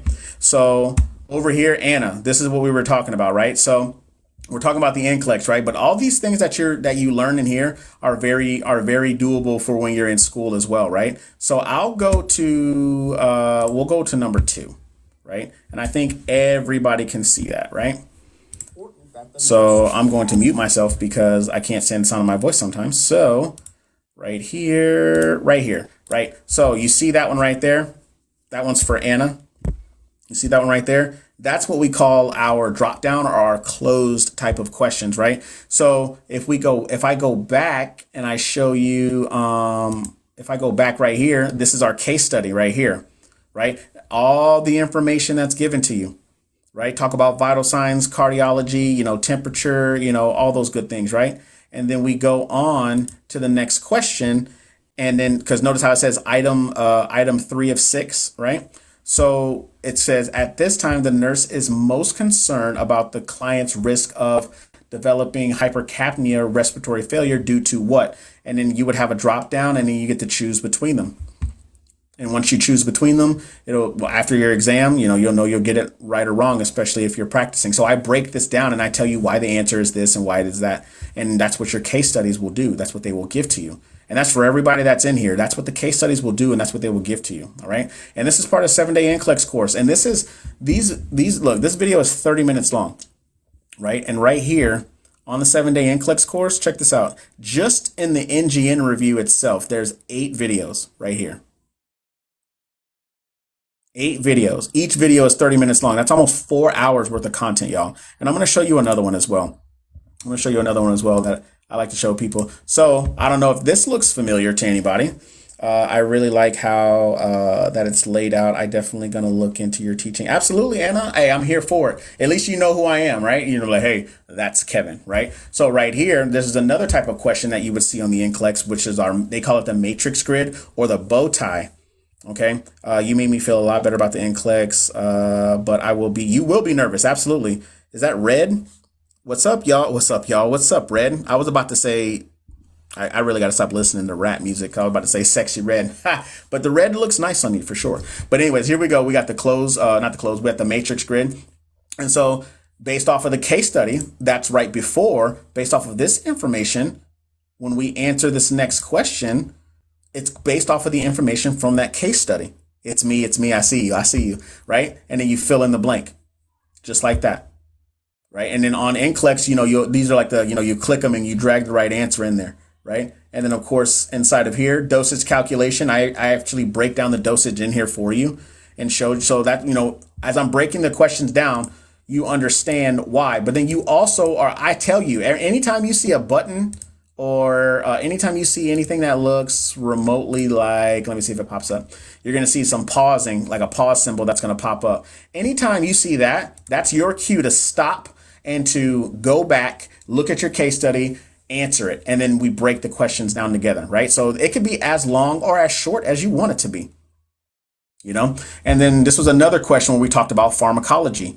Oh, also we talk about what is, like, for somebody like Anna right now, you have no idea what a computer adaptive test is, right? But that is the type of test that the NCLEX uses as a passing standard, right? Because it all depends on you. We talk about answering NCLEX style questions, critical thinking, the rules, and then I'm starting to break them down. So pharmacology, physiological adaptation, basic care and comfort, case studies, my worst nightmare. Hey, you better wake up. And realize it was all a dream. All right. And so, and who was my retakers? I had somebody that's a retest taker. I even have a video in here called NCLEX retakers. You want to know why? Because I failed my NCLEX 3 times, y'all. Three. So I understand how it feels. This is exactly why I do one-on-ones. And this is why I do my NCLEX. This is why I created this, is because I want y'all to understand. I know where y'all are coming from and why I'm doing this, because these were the issues that I had. And I know that y'all have the same issues too. Look, how to study pharmacology, dosage calculations, anti-infectives, antibiotics. These, after all the research that I was doing, these right here are by far the most important ones that you need to know. Like we were talking about cardiac meds, right? We're talking about cardiac meds. Remember, he's teaching you how to understand There you go. Yes, ma'am. So right here, look, let's go back. We talk about the cardiac meds, right? I give you an intro. We talk about the medication and we jump right into it. I tell you what the mechanisms of ACE inhibitors are, the purpose, right? And then the adverse effects. And then I tell you what are the common types of ACE inhibitors. Notice how every one of them end in PRIL, P-R-I-L, right? And then we jump over here. We have our sartans, right? Losartan, valsartan, right? And that's our angiotensin 2 antagonist, right? We have beta blockers. Every beta blocker is an LOL. Every LOL is a beta blocker, right? How long is the program for when you buy it? You have it forever. You have it until, you become an ancestor, and then you give it to your descendants, right? I'm serious. I'm not joking. I'm being serious. But you have it forever. That link is in my bio. 7-day NCLEX course. Also, calcium channel blockers. Here's a really good nugget, and I actually say this. Calcium channel blockers, right?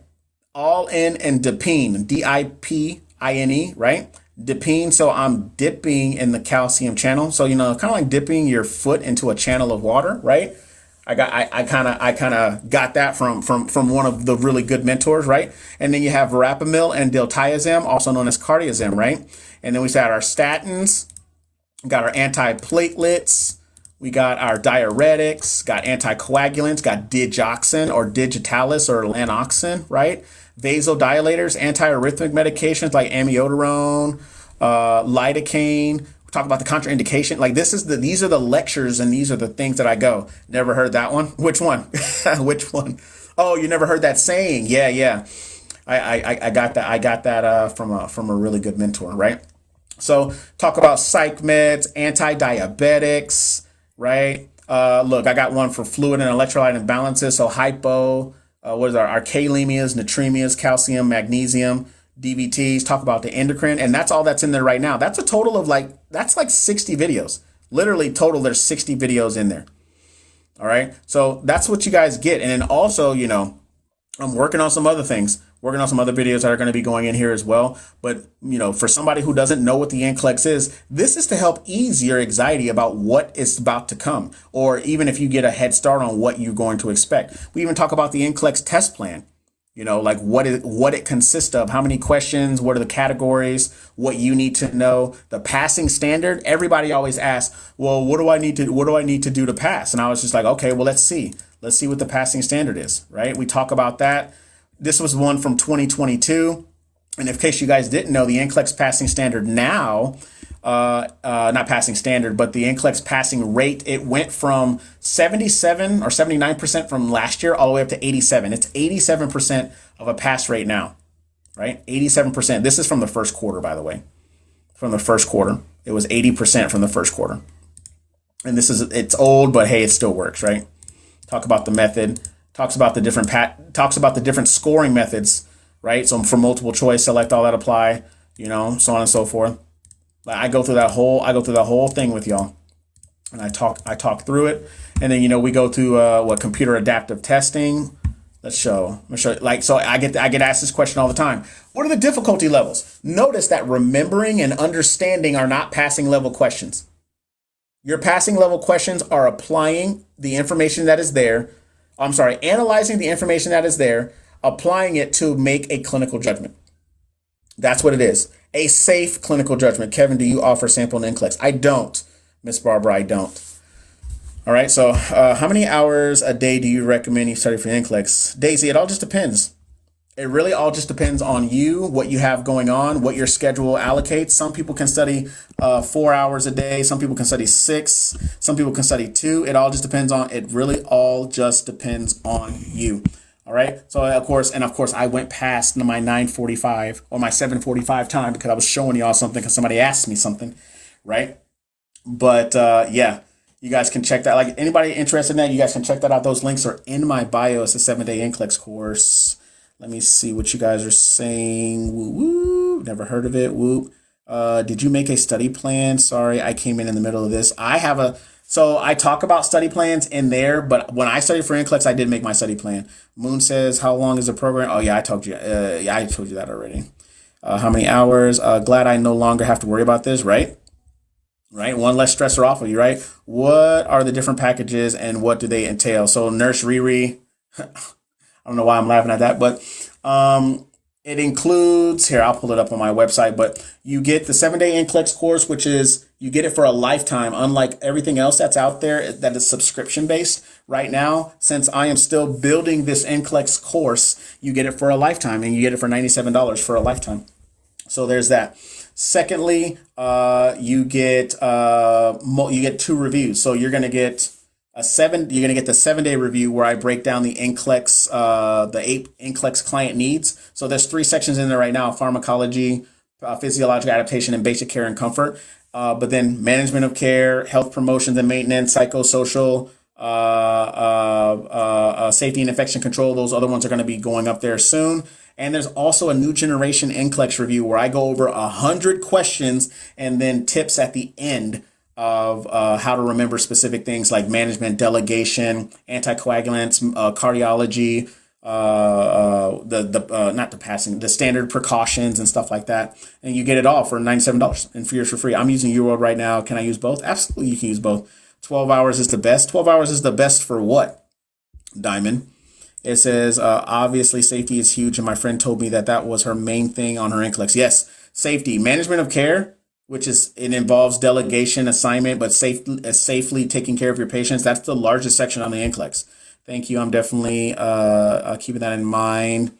I personally, 4 hours sounds fair. So it's what's fair for you and what you can allocate. Remember, we have the same 24 hours in a day, but what you allocate for yourself and what works is what works. Now, if it doesn't work and you are unsuccessful at that, that's when you come to me, and we can reallocate some things, with some coaching. So definitely want to get a good study plan when it comes to graduation. Okay. No, shout out to you, Anna. It says we'll check out your package. Yeah, for sure. Appreciate the is it for Forever Young? Got you. But Anna, I'm just letting you know right now, because I'm uploading stuff in there every 2 to 4 weeks. That $97 is not going to be there forever. When is it going to change? I don't know yet, but it's not going to be there forever. So just be aware of that. You missed it. What did you miss? You didn't miss nothing. We didn't do any questions tonight. I promise we didn't do no questions tonight. Wow, that's reasonable. It is pretty reasonable, I would think, right? It says, thank you. I want to buy it for my sister. Oh, I got you, Nurse Riri. I'm picking up what you're putting down. I got you. But most definitely, if you get it for your sister, I don't know if she's in school now. By the time she graduates, and you and I both know, we're being a nurse with everything being subscription based, it's a pretty hard flex to be like, look, I got an NCLEX course for $97 and I have it forever, versus like, it's good for you like when you're in school, but you don't need it really after school. So you guys need to invest if you are concerned about passing. Facts. Oh, for studying. Okay, Diamond, I got you. I'm like, what? Definitely next paycheck. Gotcha. One more semester to go. Then I take the NCLEX. Shout out to you, Miss Red. All right, legit, I'm getting off here in like 8 minutes. So what other question do you guys have? I didn't think I was going to show the course today, but people are asking so many things, and I was just like, well, let me show you what this is, and let me show you what this. Bye. Hey, you better be following me too, Sexy Red. Just don't be coming over here telling me that you're pregnant by NBA Youngboy or whatever. No, I'm just playing. I'm just playing. I'll just play it. Or what? I don't. Okay, fine. Don't follow me then. You don't got to do nothing. Don't come back here asking for no device. How about that? No. But I appreciate you. I forgot today was Friday. I really do hope everybody has a really good weekend because it's coming up and Christmas is coming up. Be thankful, y'all.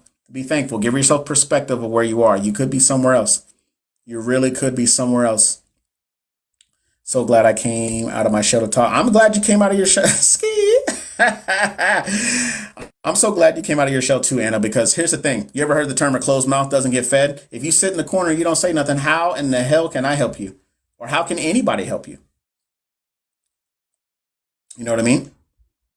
So I'm glad that you came out of that shell, because I'm telling you, when you start working as a nurse, you have to be able to come out of that shell to ask questions, because if not, people at your job, when you start working as a nurse, are just going to assume that, you know it. And then you're going to go out there and make a mistake. And the last thing that you ever want to do as a nurse, which will happen, it will happen. But the last thing that you want to do is make so many mistakes without opening up your mouth and asking for help.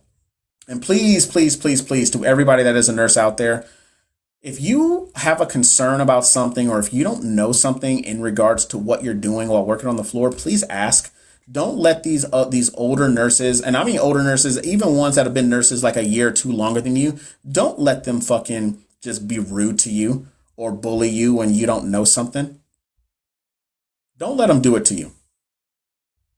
Don't let them do it to you, because I'm trying to tell you, you guys will always hear me say, don't let people play with you. Don't let people play with you, and don't let people play with your license. Meaning, don't let them come and be disrespectful to you. Red, I appreciate you. I appreciate you. See, I knew you had it in you, Red. I knew you had it in you. I appreciate you. But don't let people play with you or your license. All right. I'm not saying I'm not, and I don't want anybody to go out there being disrespectful to other people, but don't let people be disrespectful to you. People get real comfortable thinking just because they're a nurse or they have these years of experience that they could just do and say whatever they want. Nah. Not how this works. And honestly, I see it amongst the women, because nursing is 89% women. You know what I'm saying? So y'all do it the worst to yourself. I'm just saying. But y'all got it. Y'all got it out here. All right. It says you probably don't remember me, but just here to say I got three A's. Hales, all hail. Oh, Haley. Of course I remember who you are, because I called you Hales that one day, and I was like, "Can I call you that?" And you, oh no, I was like, "Your name must be Haley," and you were just like, "Yes," and I was like, "Can I call you Hales?" And you were like, "Yes, that's what everybody calls me." So shout out to you on your fine. Shout out to you, Haley. Shout out to you for doing your thing. Yeah, that's you. I knew it was. I understand some nurses don't like students to get that 100. The thing that really trips me out is like, how is it that you don't want somebody to get 100? Like, because 100% makes it seem like you're perfect, but you're not going to be perfect. But if you get 100 on a fucking test, it doesn't matter. I mean, it does matter, but it doesn't. Because when you start getting on the floor and you get out of utopia, as Miss Barber says it, or you get out of the perfect world of the school and NCLEX, everybody's going to be different. I mean, there are going to be things that are going to be the same, but everybody's going to be different. You know what I mean? So that's a good question. That was more of a good statement. It is definitely rough. Let them know. Let them know, Autumn. That's my sister's name. Let them know though, for real. And here's another thing. I got like another 4 minutes left on here. But just because you're a nurse does not mean you have to work bedside. Just hear me again. Just because you're a nurse does not mean you have to work bedside. It does not mean that. They'll tell you that in school. Oh, you need to go to the hospital. You need to go to. No, I don't.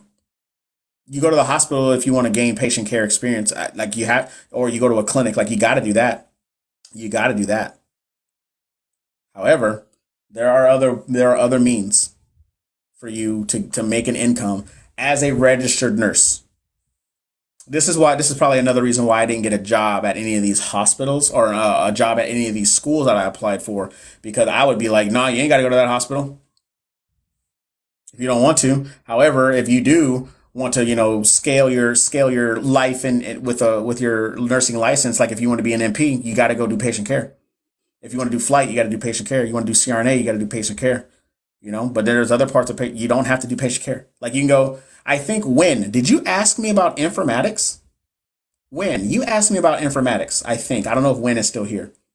So I feel like I completely missed that question. Yeah, you did. What was your question about informatics? I remember it now. Ask me that question again. That kind of attitude in medical field in particular is awful. We are there to learn facts. You are there to learn. What does informatic nurses do? So informatics nurses do, they are the ones that essentially do like the electronic charting, but they do more than that. They essentially do it's nursing enveloped with technology to bring patient to get better patient care. So I'll give you an example. Those, anybody ever seen those interpreters on the iPad? Right? So like if you're working in the ICU or on the floor or whatever, and you have somebody who speaks a different language, instead of me calling an interpreter to come or be on the phone or and it takes somebody hours to get there, all I got to do is go onto this iPad, type in whatever my number is, type in what language that patient is, and then boom, within 2 minutes, it brings up somebody who speaks that language and understands medical lingo and able to translate between English and whatever that's part of nursing informatics. Or where they have it where they do telehealth, that's part of nursing informatics. That's a mastery level degree, and you can actually become a nurse practitioner with that. You can be an MP in informatics for sure. Like a bunch of my buddies right now are going for getting their masters in informatics. I'm kind of at the tail end of wanting to do something like that. I was juggling for a very long time if I wanted to do informatics or if I wanted to do education, and education is more of the way for me to go. So cool. I'm too old for hospitals. Hey, you can always go work at a clinic. You can always go work at a clinic somewhere for sure. Or you can work for an insurance company, medical devices company, pharmaceuticals. What else? What else? What else? You can work for the post office.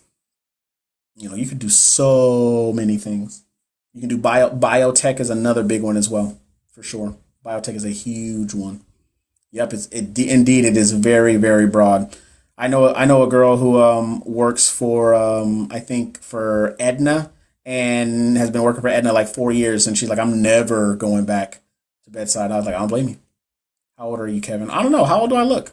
I don't look at my eyes though, because my eyes are all puffy because the allergies here are terrible. So I thought about IT degree or security, and I have informatics nursing. 42 red. Oh my God. Hey, you finna get banned for that.